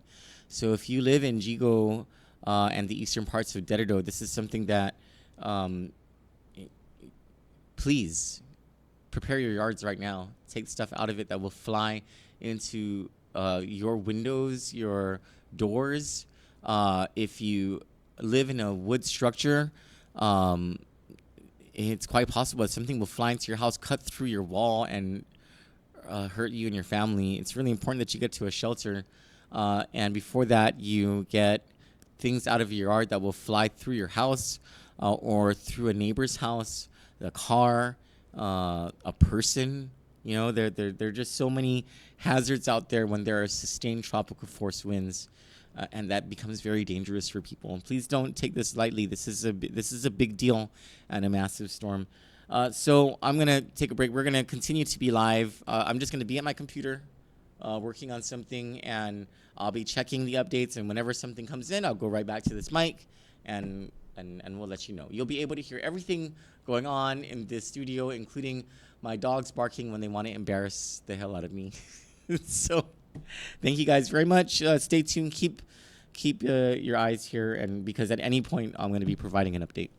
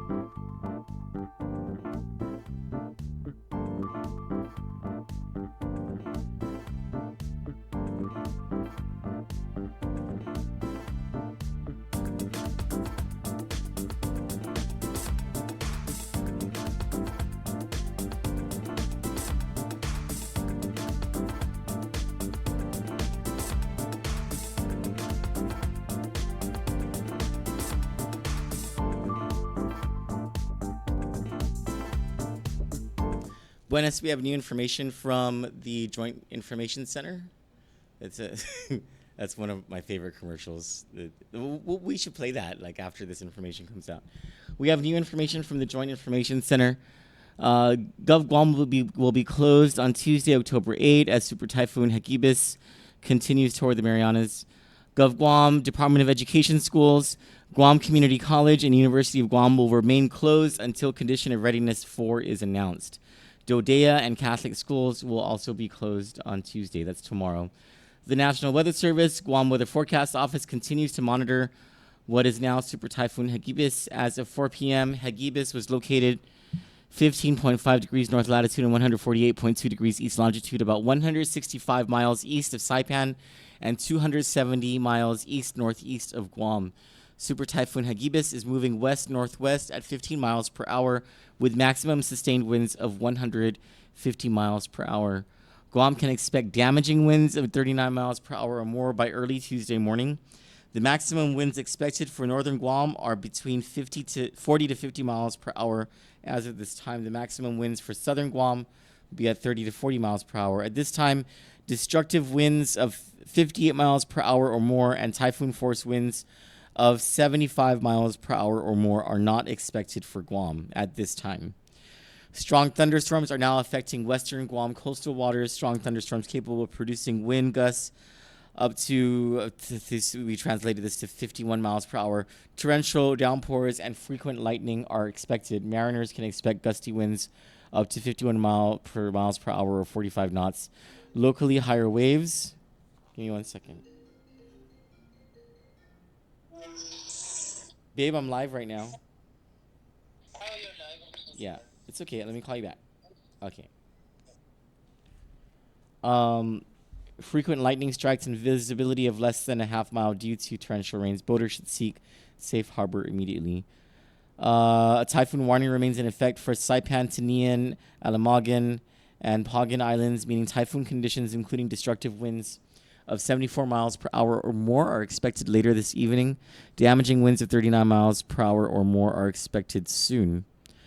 A tropical storm warning remains in effect for Guam, Rota, and Agrihan Islands, meaning tropical storm conditions, including damaging winds of 39 miles per hour to 73 miles per hour, are expected tonight. A flash flood watch is in effect. So this is the same information as before. There are flight cancellations. Below is the list of canceled flights and destinations. Jeju Air flight number 7C3105, originating from Incheon, Korea, has been canceled. Jeju Air flight number 7C3106, originating from Incheon, Korea, has been canceled. Jeju Air flight number 7C3153, originating from Busan, Korea, has been canceled. Jeju Air flight number 7C3154, originating from Busan, Korea, has been canceled. Philippine Air flight number, I'm very familiar with this, PR110, originating from Manila, Philippines, has been canceled. Philippine Air flight number PR111, originating from Manila, Philippines, has been canceled. And United Airlines flight number UA117, originating from Saipan, has been canceled. Contact your airline carrier for the latest travel information. This is the latest from the Joint Information Center. Let's see if anything else came out. No. From the courts, there's a media advisory. All right, here we go. This is for any of you who had to check in tomorrow and were scared to do so. Hey, you got a little break from the judiciary of Guam. Compliments of Super Typhoon Hagibis. The judiciary of Guam announced that at the direction of the Chief Justice of the Supreme Court, the administrator of the courts has ordered the closure of the Guam Judicial Center and the Northern Court satellite for the passage of Super Typhoon Hagibis into the Western Pacific. Court is closed tomorrow, guys. All judiciary employees have since been directed to prepare for the impending storm and monitor all court management and public communication channels on when to return to duty. Due to the closure of the judiciary and in anticipation of the onset of damaging winds, all hearings, jury trials, and jury selection proceedings at the Guam Judicial Center and the Northern Court satellite will be rescheduled. Magistrate hearings will be held at the earliest opportunity following the declaration of condition of readiness for by the governor of Guam. All pettit jurors and grand jurors should check the judiciary of Guam's jury recording system after 5 p.m. when Core 4 is declared for Guam for their next jury instructions. Any court filings due while the court is closed shall be deemed timely filed if filed when the court reopens for regular business. Also, the Guam Law Library and the Judicial Education Center is closed and will reopen for normal operations at the direction of the Chief Justice. So once again, if you had some court thing, you're safe. The governor declares Core 4 saved by Super Typhoon, what's it called? Hagibis. Goodness gracious. Let's check Joint Typhoon Warning Center for anything new.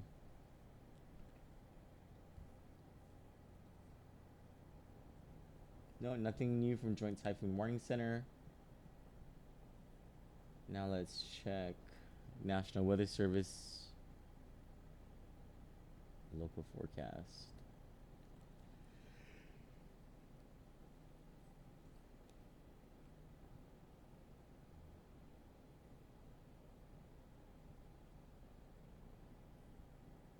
(7:08 p.m.) Is that new? Oh, I think that is new. 21 minutes ago. Yeah, we have something new from National Weather Service. Super Typhoon Hagibis continues toward Anatahan Island. So it has gone a little further north. Earlier today, it was tracking at 40 miles north of Saipan. Now it's, I believe it's 7 miles from Anatahan. A typhoon warning remains in effect for Saipan, Tinian, Alamagan, and Pagan Islands in the CNMI. Typhoon conditions, including destructive winds of 74 miles per hour or more, are expected later this evening. Damaging winds of 39 miles per hour or more are imminent. Tropical storm warning remains in effect for Guam, Rota, and Agrihan Islands. Tropical storm conditions, including damaging winds of 39 to 73 miles per hour, are expected tonight. Here is the summary of where the storm is. It is now 240 miles northeast of Guam.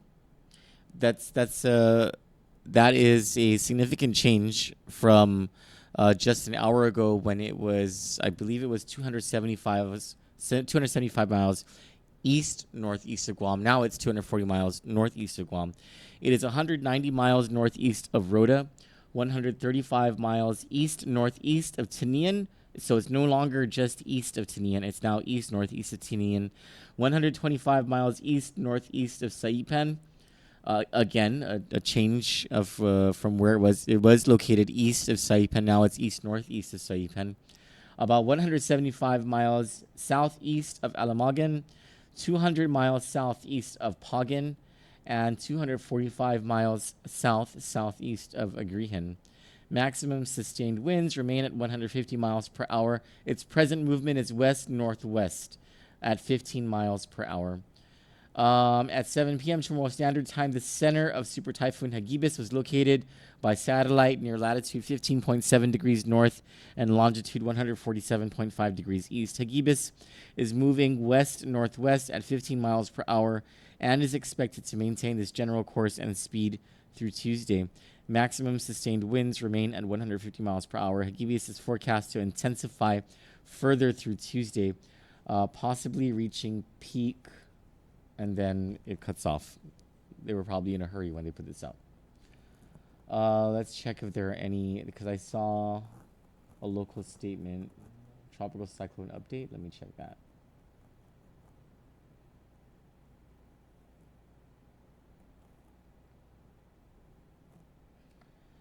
At 6:17 p.m., I'm sorry. Chamorro Standard Time 80817.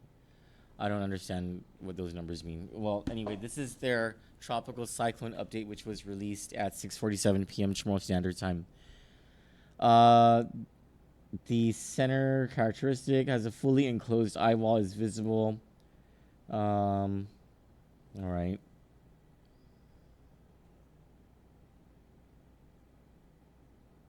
A very small but enclosed eye is now visible. Radar imagery shows the eye diameter to be about 8 miles at 41,700 feet. Curved bands of heavy showers are present across the Marianas. with the tops of bands closer to the eye just becoming visible.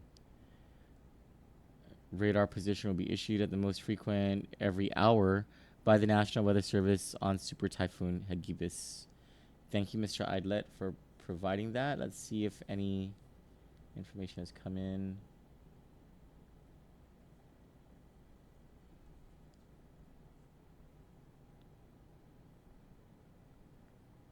Spam, right? That's what that thing's called. No, nothing there. Spam.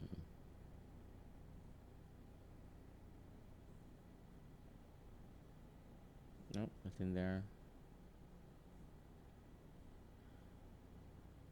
Let me check one more thing. Pacific typhoon season.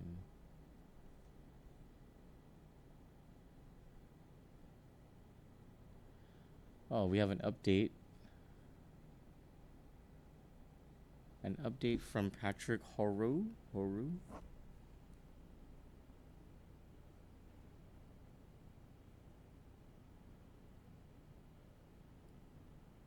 Super Typhoon Hagibis will be reaching Cat 5 soon, according to this weather expert. I believe he's a meteorologist. Let me just open this.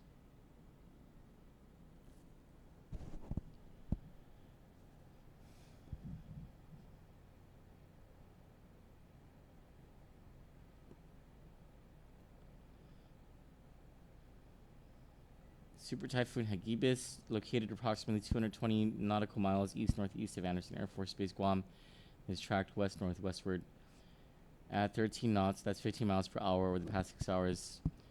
Hagibis is undergoing extreme rapid intensification from 50 knots at, oh my god, there's this Zulu thing again, 600 Zulu to the current intensity 130 knots.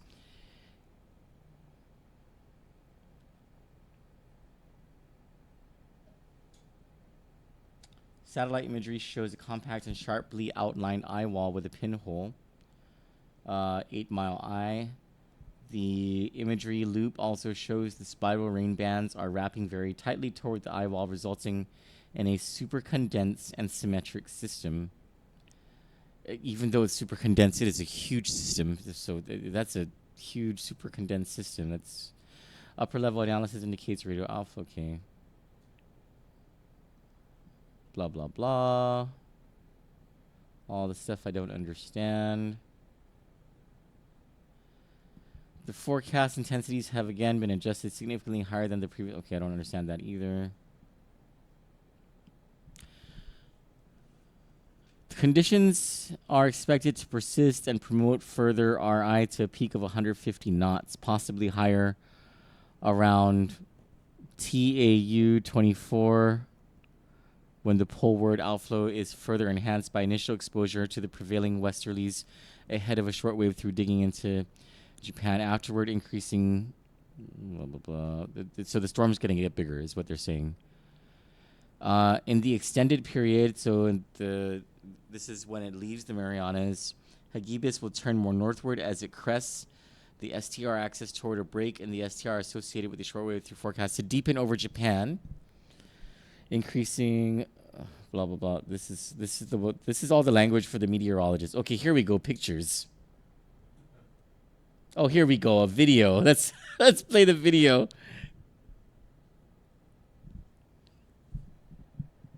Oh, there it is. Let's play that again.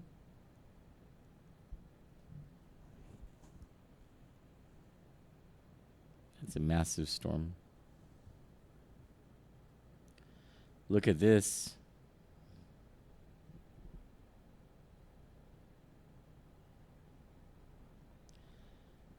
The satellite imagery of this storm, it looks like it has Jaff on the left side, right?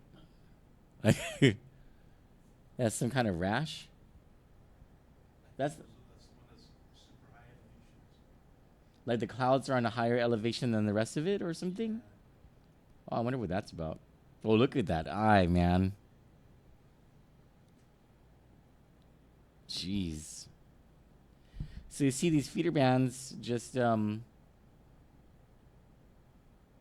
I think that's what Barbara was talking about. Those strong feeder bands that will rip the northeast of this island, or whip the northeast of this island. Here's that radar thing, right? Infrared. There you go. Sorry, infrared.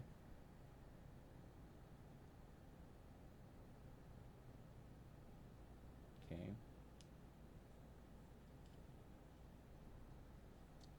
And there's those graphs where I'm not even going to pretend I know what I'm talking about there.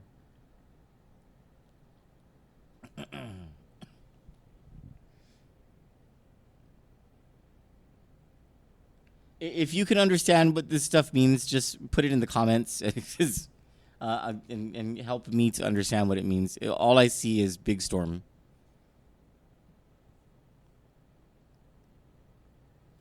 Oh, and here's the island of Anaton. They were kind enough to put this in the list of pictures here. There's the island of Anaton. It looks like one big volcano.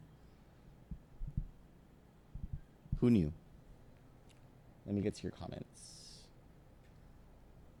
Wow, thank you guys for staying with us. Thank you very much.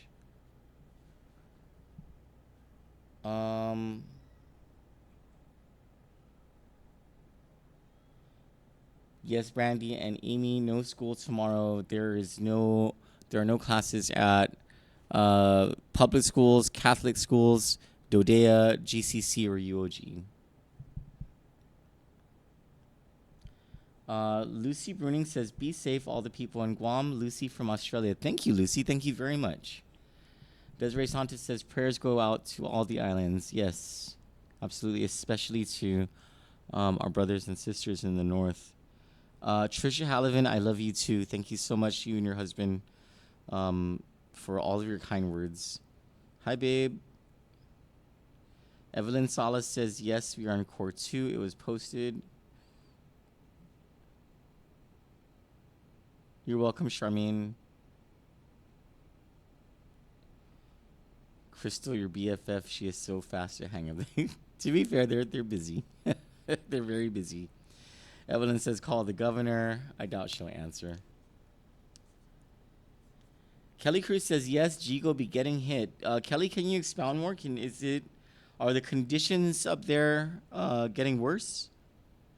Please let us know, especially if you want to comment it, if you want to call us on the phone at 922-6397 or on my cell phone at 456-4237.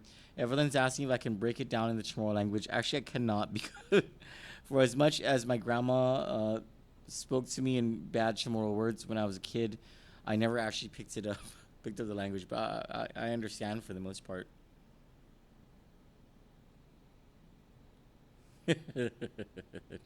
Jesse Mendiola is so funny. So yes, shelters are open right now. Before we go back on a break while we await more information, let's try John Fernandez and see how the shelter openings are going.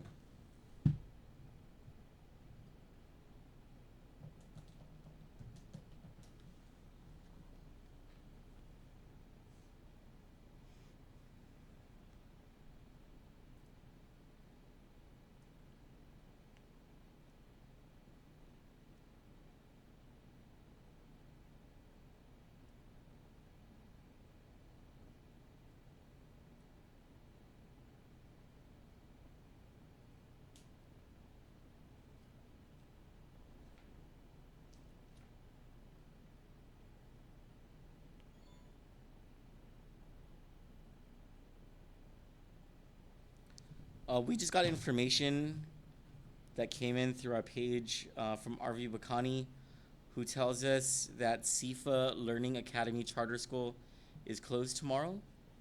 Let's double check that with the Joint Information Center.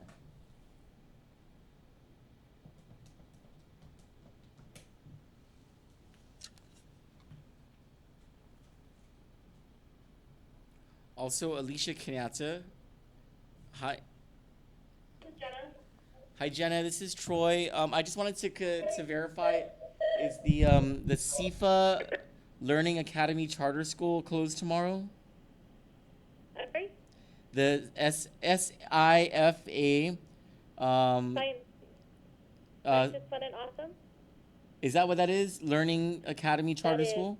Oh, okay. Science is Fun and Awesome gave us the update. They are closed tomorrow. tomorrow. They are closed We're tomorrow, waiting for okay. information regarding the rest of the charter schools. So nothing yet from Guahan Academy Charter School or what's the other one called? There's I learn. iLearn. There you go. The iLearn Academy, right? That's right. So as soon as we receive information, we'll be putting that out. Thank you. What about stores and banks?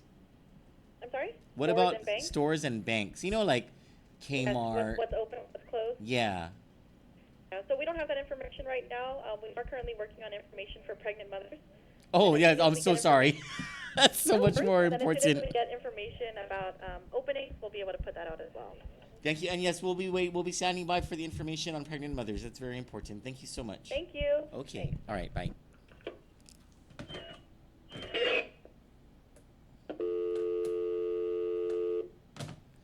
I still don't know how to use this stupid phone. Shelters are open right now. We're trying to get someone on the line. Let me try Mark Mendiola.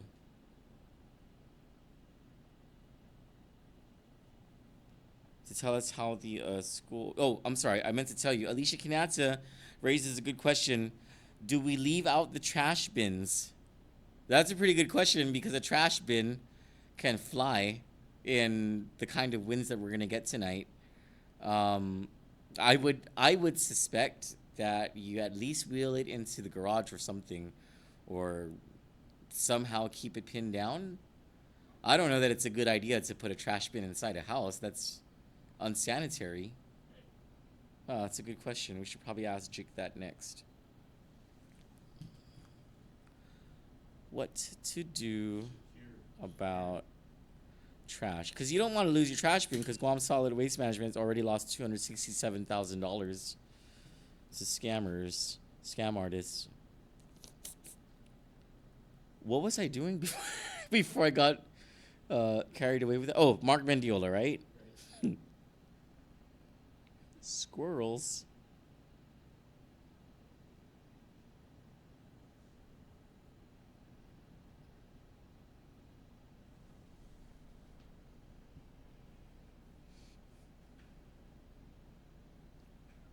Hi, Mark. It's Troy.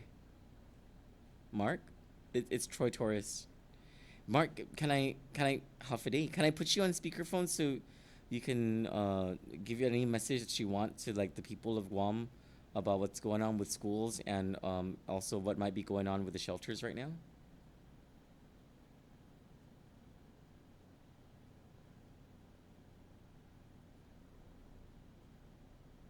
Oh, yeah. Can you ask her to give us a call so she can speak? I didn't realize that John is out of commission. Oh damn! I hope it's not dengue.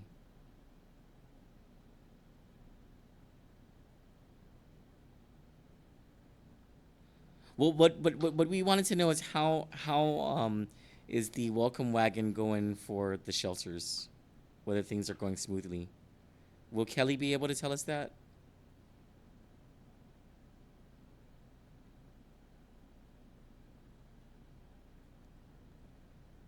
Stacy Coletta? Oh, Stacy Sahagan. Okay. Yeah, could you ask one of them to give us a call at either my cell phone or 922 News so that they can give us an update on how the shelter opening has gone?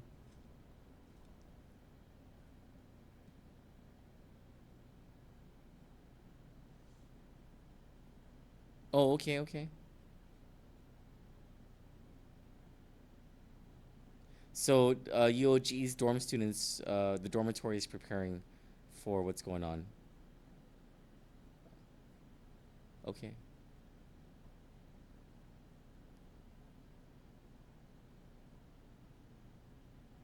Oh, wow. Okay, well, you guys be safe. Okay. Thank you, Mark. Right. Judy Shockley has a great idea regarding trash bins. She says, empty out the trash and fill it full of water. That's a pretty good way of keeping it from flying in 50-mile-per-hour winds. And then, like, when the storm goes away, make sure you dump that water so that the dengue mosquitoes. This is going to be a problem, this whole dengue thing. We're just waiting for new information from the Joint Information Center about pregnant mothers. Rosalind Anderson is asking a very good question. What about the dialysis centers? Are they open or closed? Dialysis centers.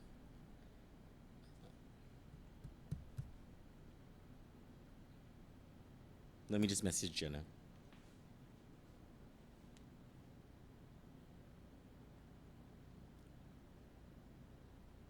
Great question, Rosalind.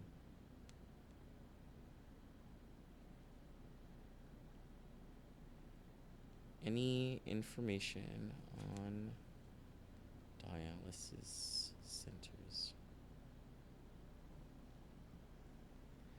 Amy Jackson, replying to Judy Shockley, says, just saw a plane leave. Judy's asking, any businesses closed tomorrow or flights canceled? Yes, there were a series of Jeju Air, Philippine Air, and one United Airlines flights that were canceled, all originating from Incheon or Busan, Korea, from Manila, Philippines, and to Saipan. Linda Harris says, Dededo is calm right now with light rain. Thank you, Linda. Thank you for providing that info. Trisha Hallivan says, drinking makes it all better.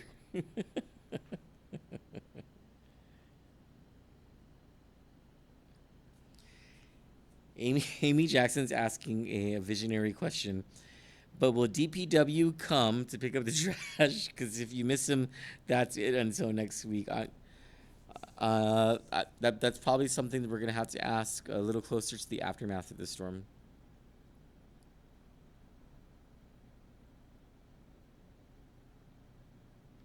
Judy continues regarding her idea that to keep your trash bins battened down, to empty it of the trash and to fill it full of water. She makes a good point that if the water goes out when the storm passes, that water that you kept in the trash bin is good for flushing toilets.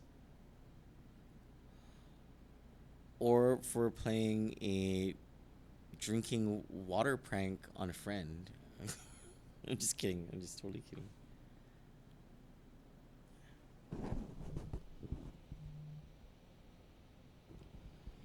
Amy, can you repost what your Winchell's post was? Because I think you misspelled something and I can't make out exactly what it says.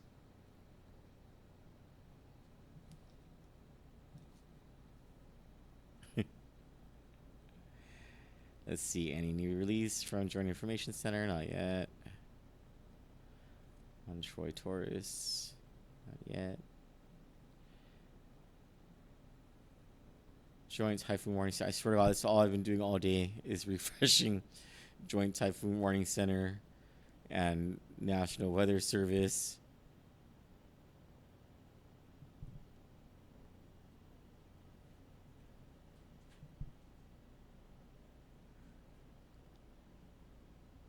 Cyclone update at 7:37 p.m. It's a new update.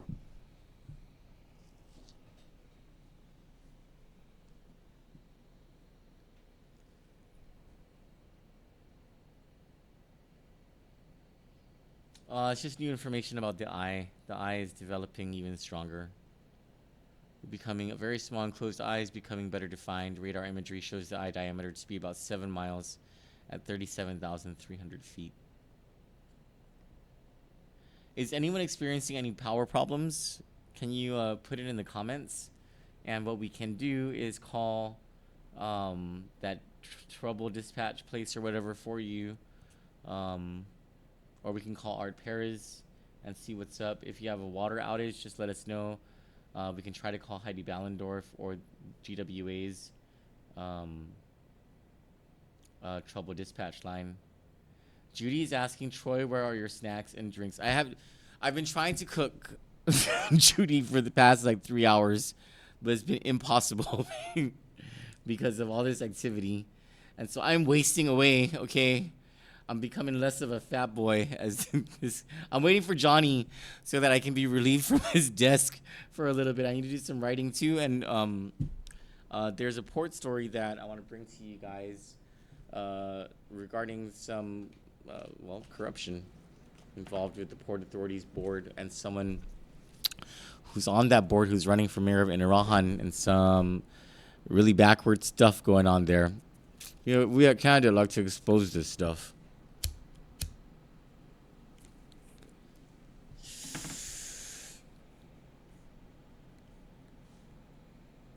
We're just waiting for information from the Joint Information Center about what pregnant mothers should do.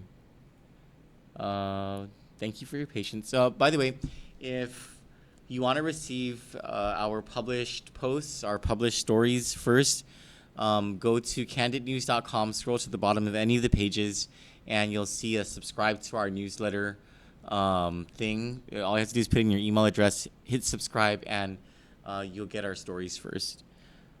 We are providing live coverage throughout the night. There will be certain times when we'll have just a screen that has some information. And those are the times we'll continue to be live, but the mic won't be hot. And either me or Johnny will come back to the mic throughout the night as information comes out. We're just waiting for information right now. Oh, okay. We have new information from Jenna Blas. Thank you very much, Jenna, at the Joint Information Center. U.S. Renal Care Dialysis Centers. U.S. Renal Care Dialysis Centers will be open tomorrow, October 8. Patients will be contacted if there are changes to scheduled appointments. Patients are encouraged to contact the centers directly for more information. Here are the telephone numbers, and we'll put this in a story that we'll publish as soon as we get off, or as soon as the mics go cold. For U.S. Renal Care in Dededo, the phone number is 637-3068. Cello, is this something that we can post on the screen as we roll it? Okay. So we'll start with U.S. Renal Care Dededo. Oh, right. You want me to do it live? Yeah, are you able to do it live? Just put the areas. So Dededo, and then I'll give you the number.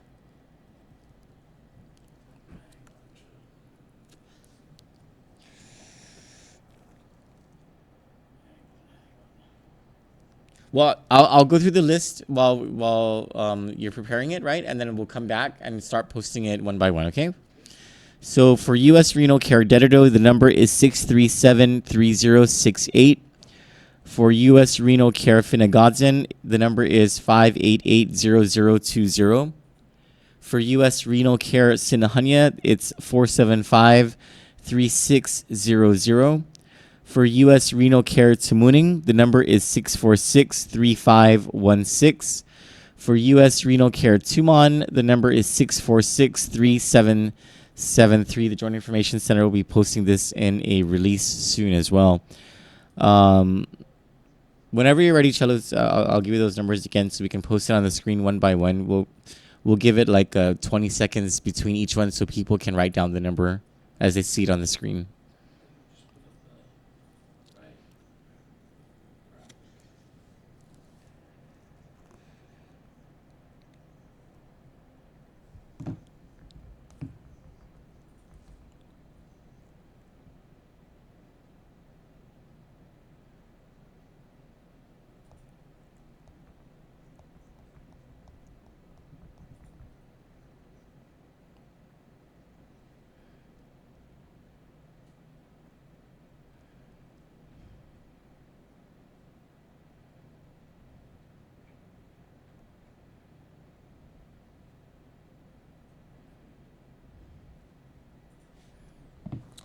In an advisory from the University of Guam to the UOG community, all classes after 7 p.m. tonight have been canceled and the University of Guam will officially close. UOG will reopen after Core 4 has been declared and UOG officials have assessed the campus.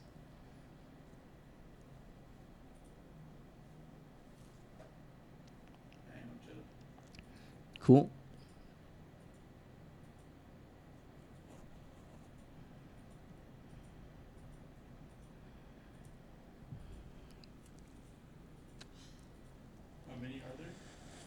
There are 1, 2, 3, 4, 5 renal centers.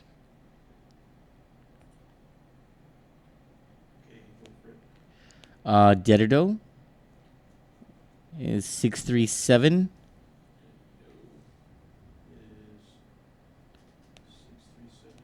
3068.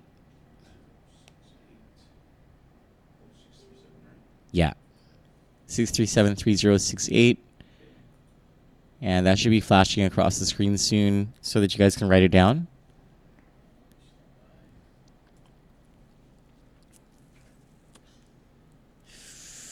There's that number. Or are you just going to post it all? Okay.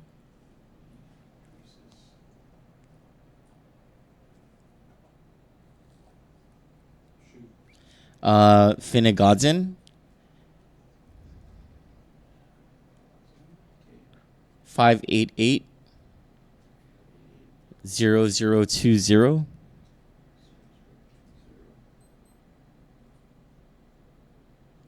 Okay. Sinahanya. 475 3600.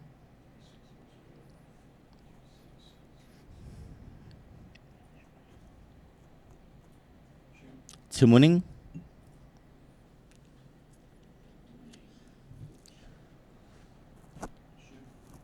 646 3516.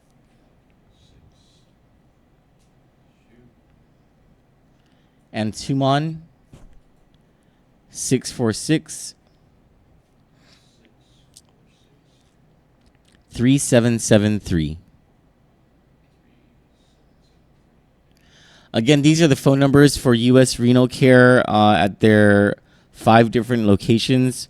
According to Jenna Blas with the Joint Information Center, U.S. Renal Care dialysis centers will be open tomorrow, October 8.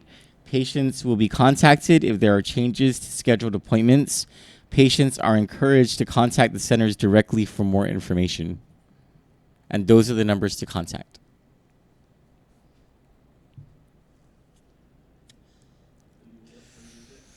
Yeah, let's leave it up for a little bit. Well, I'll go back to the comments and see if there are any more questions. Angela Guerrero, we are in condition of readiness 2 as of 6:30 p.m. Margaret Eustachio, the numbers that you see on the screen are the numbers to U.S. Renal Care dialysis centers in their 5 different locations. We just reported that the centers will be open tomorrow, October 8.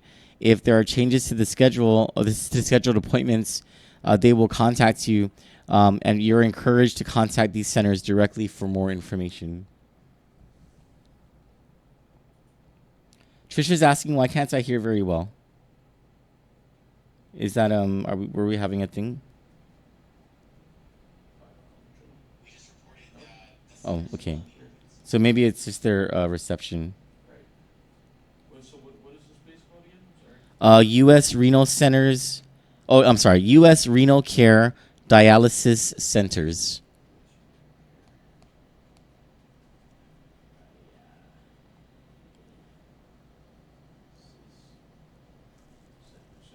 Yeah. Did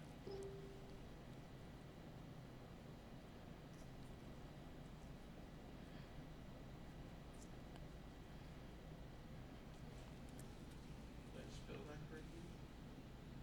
Yes, that's correct.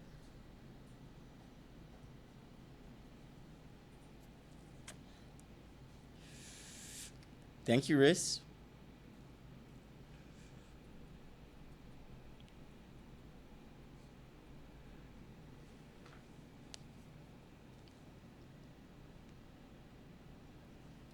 Hi, Angela. You're not live, but I am live right now, but your call is not on speaker. Don't worry. I'm wondering, so if we can have information for our viewers whether there is any anticipated coverage issues for tonight with your telecommunications company. Okay, there shouldn't be any issues tonight. Okay, if there are issues, how can subscribers get a hold of whoever, or like what's is there like a hotline or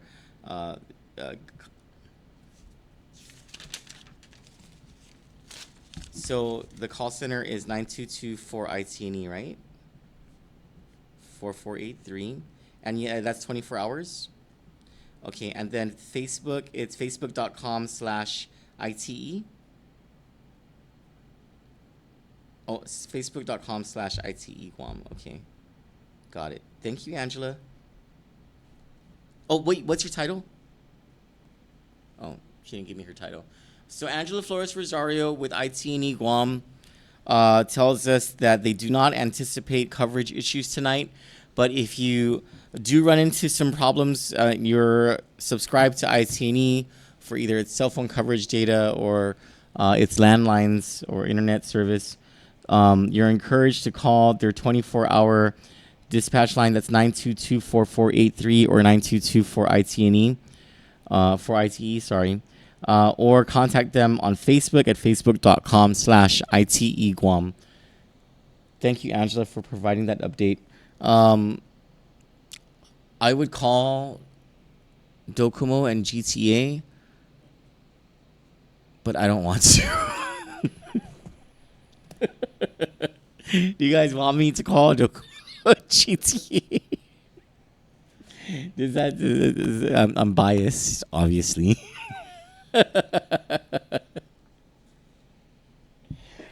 All right, let's call Docomo and GTA. What's Docomo's number? Is it still that 688 cell? Is that what it is? 688 care? I think so. Son of a bitch. Here we go. I'm gonna be on the line for like 55 minutes on hold.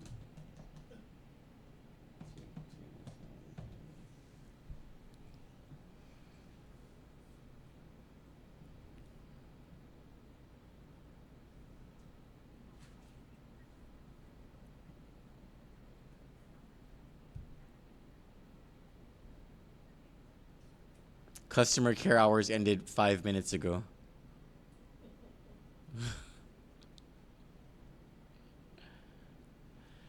No. I'm not doing that whole for information, blah, blah, blah. An executive order has been issued by the governor. Executive order number 2019-24. We can cast to my screen now. The governor has declared us in a state of emergency in order to anticipate and alleviate impacts to Guam arising from the approach of Typhoon Hagibis. And there's a whole lot of whereas clauses. Okay, blah, blah, blah.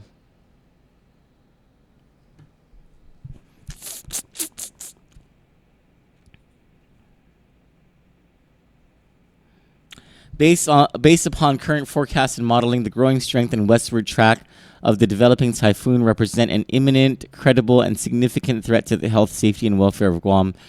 In anticipation of the typhoon's closest approach, Guam Homeland Security Office of Civil Defense and other territorial agencies must take precautionary and proactive steps over the next several days to secure the safety of the island and to reduce the potential destruction of property and loss of life.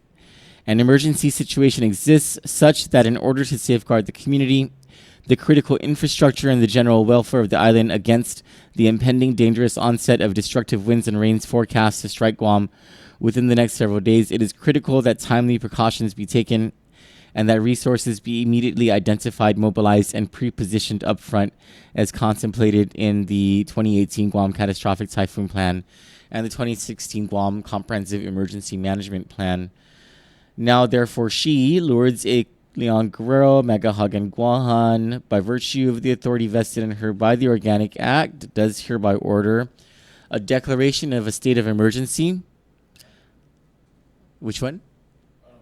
Oh. Emergency procurement and emergency expenses. So this is the reason for a declaration of emergency. Pursuant to the law authorizing emergency procurement upon executive order and another part of the law, this executive order shall authorize overtime and emergency procurement for heavy equipment rental, debris removal, nursing, and medical support services for the North and Southern community. Health centers, Guam Department of Education, typhoon shelter operations, lodging for displaced residents, and the purchase of supplies, materials, goods, services, or other expenditures up to a combined total maximum of $250,000. Remind me, Cello, after this executive order and if a release on pregnant mothers hasn't come in yet from Civil Defense, to call Speaker Tina Munya Barnes to ask about appropriations. Guam Homeland Security and Civil Defense to be the lead agency and purpose of emergency procurement. Civil Defense shall be the lead agency for the emergency procurement of any goods and services relative to this executive order, the effective period of which shall be for 30 days as provided by the law. This emergency procurement is not being used solely for the purpose of avoidance of the provisions of the Guam procurement law. Authorization for overtime. Authorization is given for the payment of overtime for exempt and non-exempt government of Guam employees to work in excess of 40 hours a week to mitigate and respond to the effects of Typhoon Hagibis throughout Guam. So what this means is that we are going to have round-the-clock service from the government of Guam, and the governor has recognized this, and good job to her for her leadership in this effort. The OCD Administrator. The Office of Civil Defense Administrator is authorized to determine the eligibility of overtime expenditures resulting from work performed by the government agencies, and the approval shall be obtained prior to incurring any overtime or expenses. Failure to obtain prior approval shall be grounds for denying reimbursement. And then the documentation of expenses. All the documentation should be by blah, blah, blah, blah, blah. Signed and promulgated the 7th day of October by Lourdes A. Leon Guerrero. And that is a pixelated signature. I think they just put it as a computer generated signature. But oh well, it's legal. It's legal. Now, did we get anything more? Okay, no, there is not an update yet from pregnant mothers, so let me try to get a hold of Speaker Tina Munya Barnes.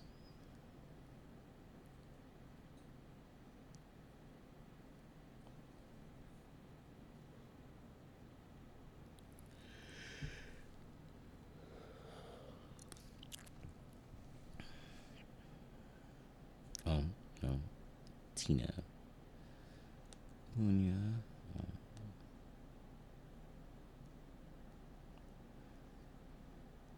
Oh, I don't think I have her number. Let me call Chirag.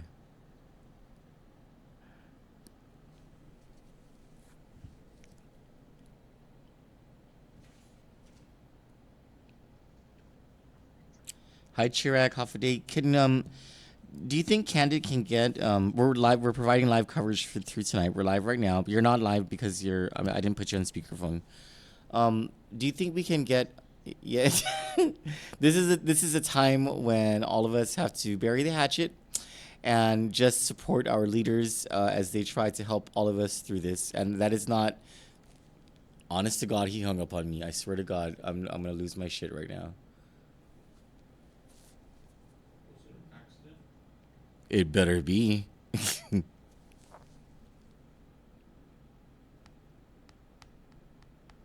He hung up on me again. Why did you hang? Oh, there he is. Hi, was that an accident? No, I don't hear Oh, okay. Oh, this is a regular phone call. Okay, so, can we get the speaker on the line to give us a general update on her activities as the acting lieutenant governor? And then, the question I did want to ask her outside of that, giving her the opportunity to speak to the people of Guam about what she's doing.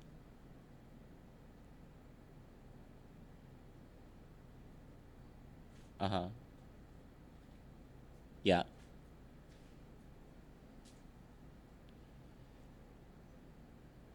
Oh, okay, okay. How many years has it been? Yeah. So she will be going to the 8:30 p.m. briefing. Okay, okay. Okay. Oh, the release came in.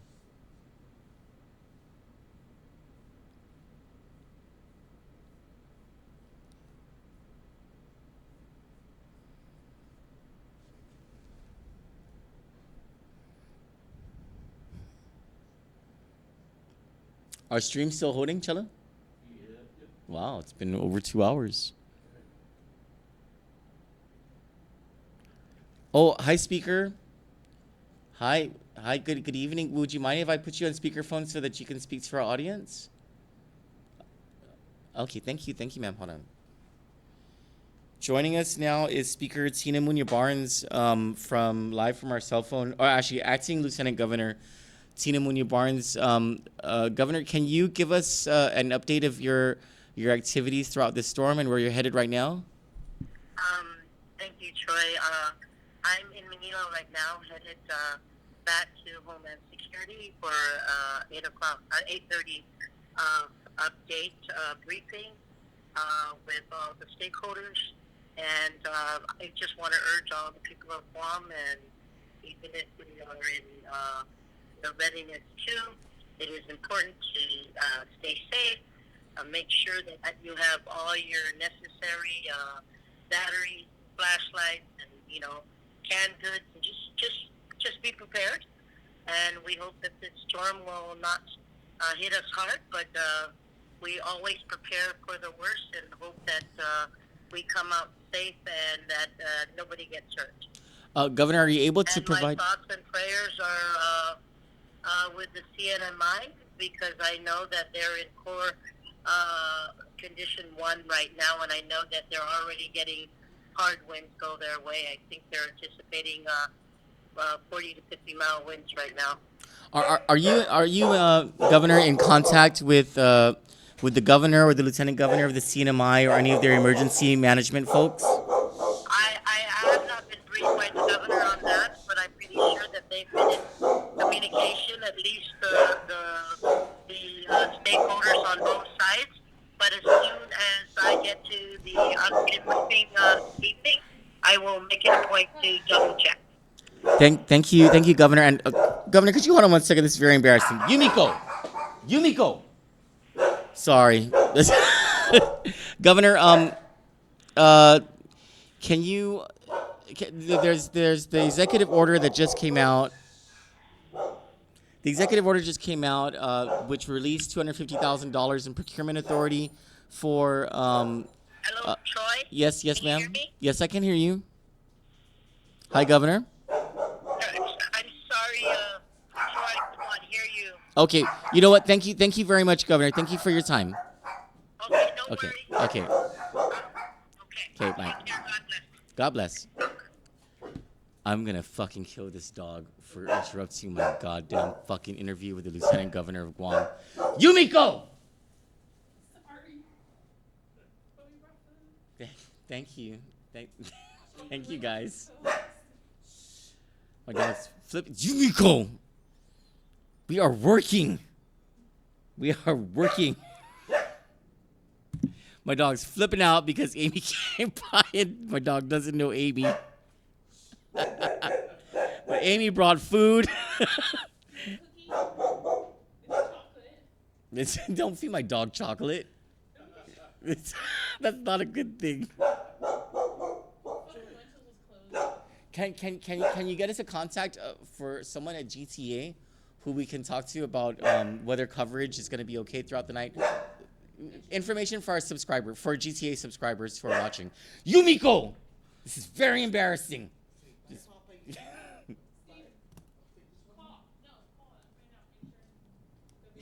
Yeah, if we can get an update on GTA coverage. I'm trying to get a hold of Docomo, but they closed their office at 8 p.m. So did Winchell's. Oh, Winchell's is closed? We're going to surprise you with soup and donuts. Aw, thank you. Hold on, guys. Let me put my dog in the room with. Hold on. Yumiko, come here. Come here.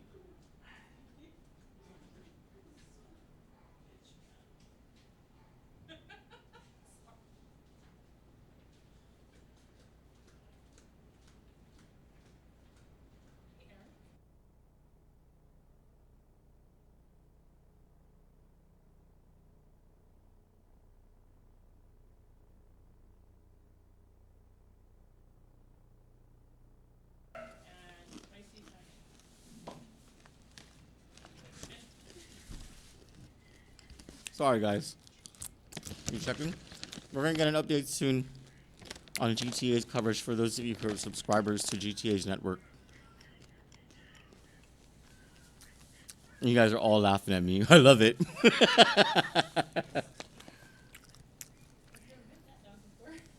That's Yumiko. Are these the dang stickers? Where do you get them at? TK Solace is saying typhoon shifting south. I'm not seeing that in any of the releases, or maybe he's just joking. We have I swear to God, man.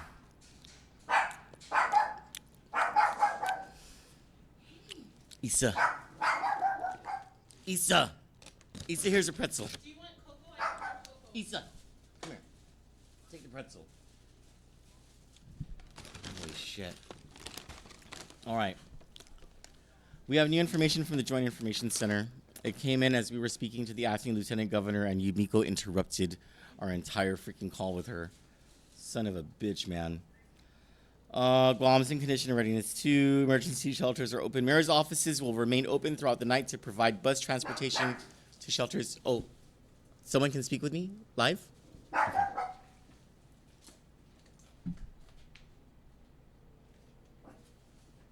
Oh, do I just wait for them to answer? Yeah. Do you want breakfast? That's for them. This is all you. That's a lot. Well, you know, Thank you. it's like the buffet platter. Eric, You're not answering. what flavor? Let it ring. Take whatever. They're all there. There's chicken ham, spicy Italian. We got this. Are they inundated with phone calls? Huh? Are they inundated with phone calls? Oh, nah, dude. We're trying to get a hold of GTA to find out more about their network coverage for those of you who are GTA subscribers. If any of you have a number that we can call for Docomo or someone who will answer, we'll also try to get an answer about Docomo's coverage for your subscriber base. Going back to the release from the Joint Information Center, those seeking shelter who do not have reliable transportation or who have a disability and need a ride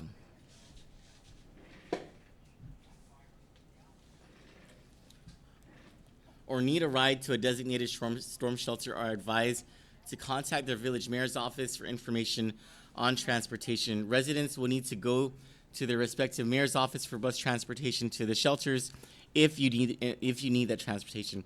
Contact information for each village is listed here. We will. I'll tell you what. This is 19 village mayor's offices with several phone numbers. We will put this into a Kandit news story and publish it on kanditnews.com. If you want to see this information, just subscribe to kanditnews.com. Go to the bottom of any page, and if you input your cell phone number, your email address, and press subscribe, you'll get the stories as soon as they're published. And so one of these stories will be these phone numbers. We're still waiting for information about pregnant mothers from the Joint Information Center. Let me see if anything else has come in. No, you know what? We're gonna take. We'll wait for that information, and we'll come back onto the mics if the information does come in. But for now, the live stream will remain on. The mics will just go cold, and then at any moment, I'll come back onto the mic to give you more updated information.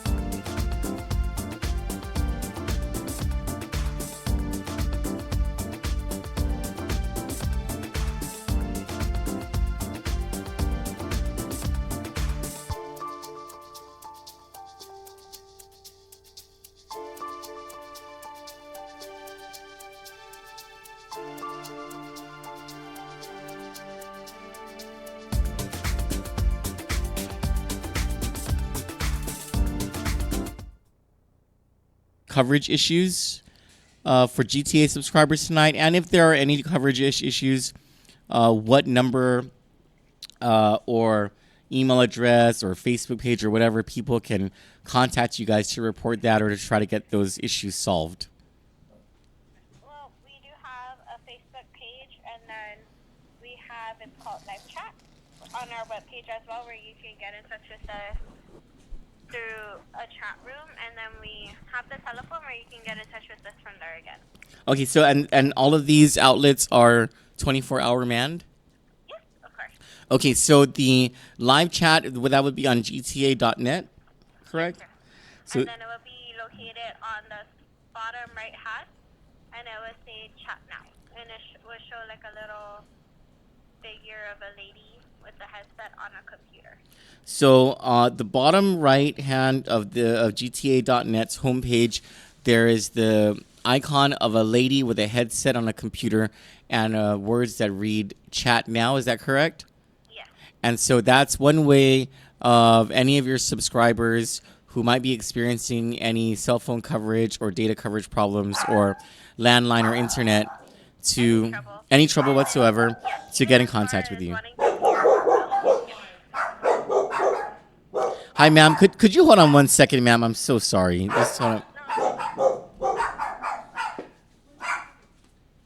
didn't open the door. She opened the door. Oh.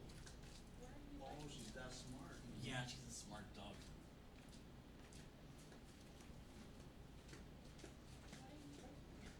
She wants to be colored. That's why we got the door. Maybe it's her.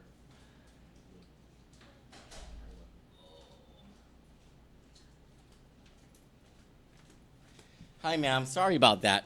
Okay, so so the other outlet that people can use to get in touch with you if they have any coverage issues is to call GTA. Can I have that number that people can call? It's the one you just called, sir. Actually, someone inputted it for me.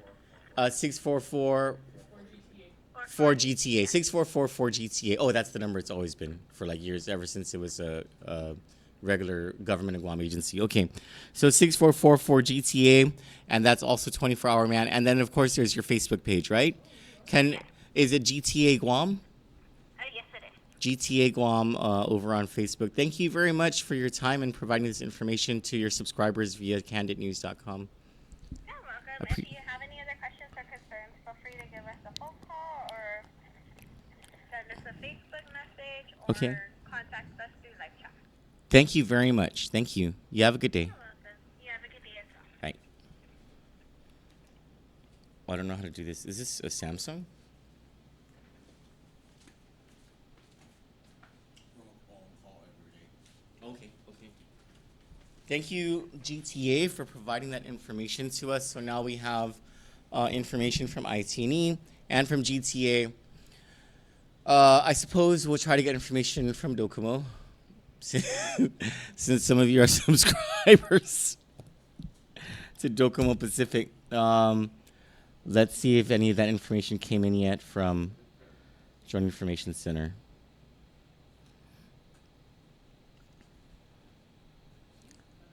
Let's check Joint Typhoon Warning Center for new information. So did it shift left, south? Was that a real? No, I don't think so.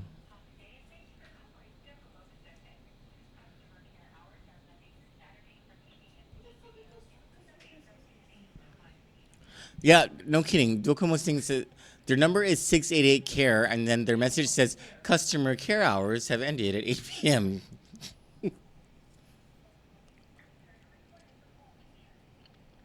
Nothing new from National Weather Service or from Joint Typhoon Warning Center, and no new information regarding pregnant women from the Joint Information Center, at least of yet. They're probably still working on the information and getting that information over to everyone.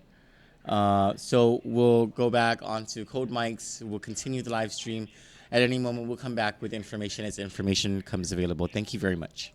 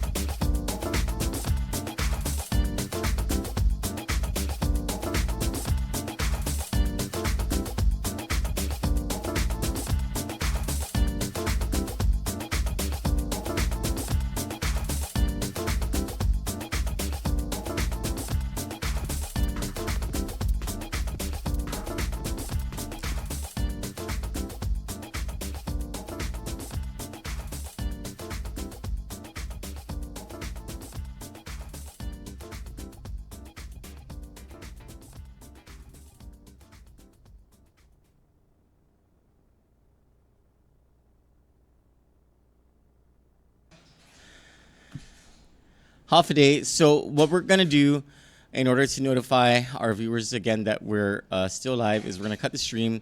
When we come back, just a couple minutes, Chelo, right? Yes, sir. In just a couple minutes, you'll get the notification. Please join us for our continuing live coverage of Super Typhoon Hagibis and what it's doing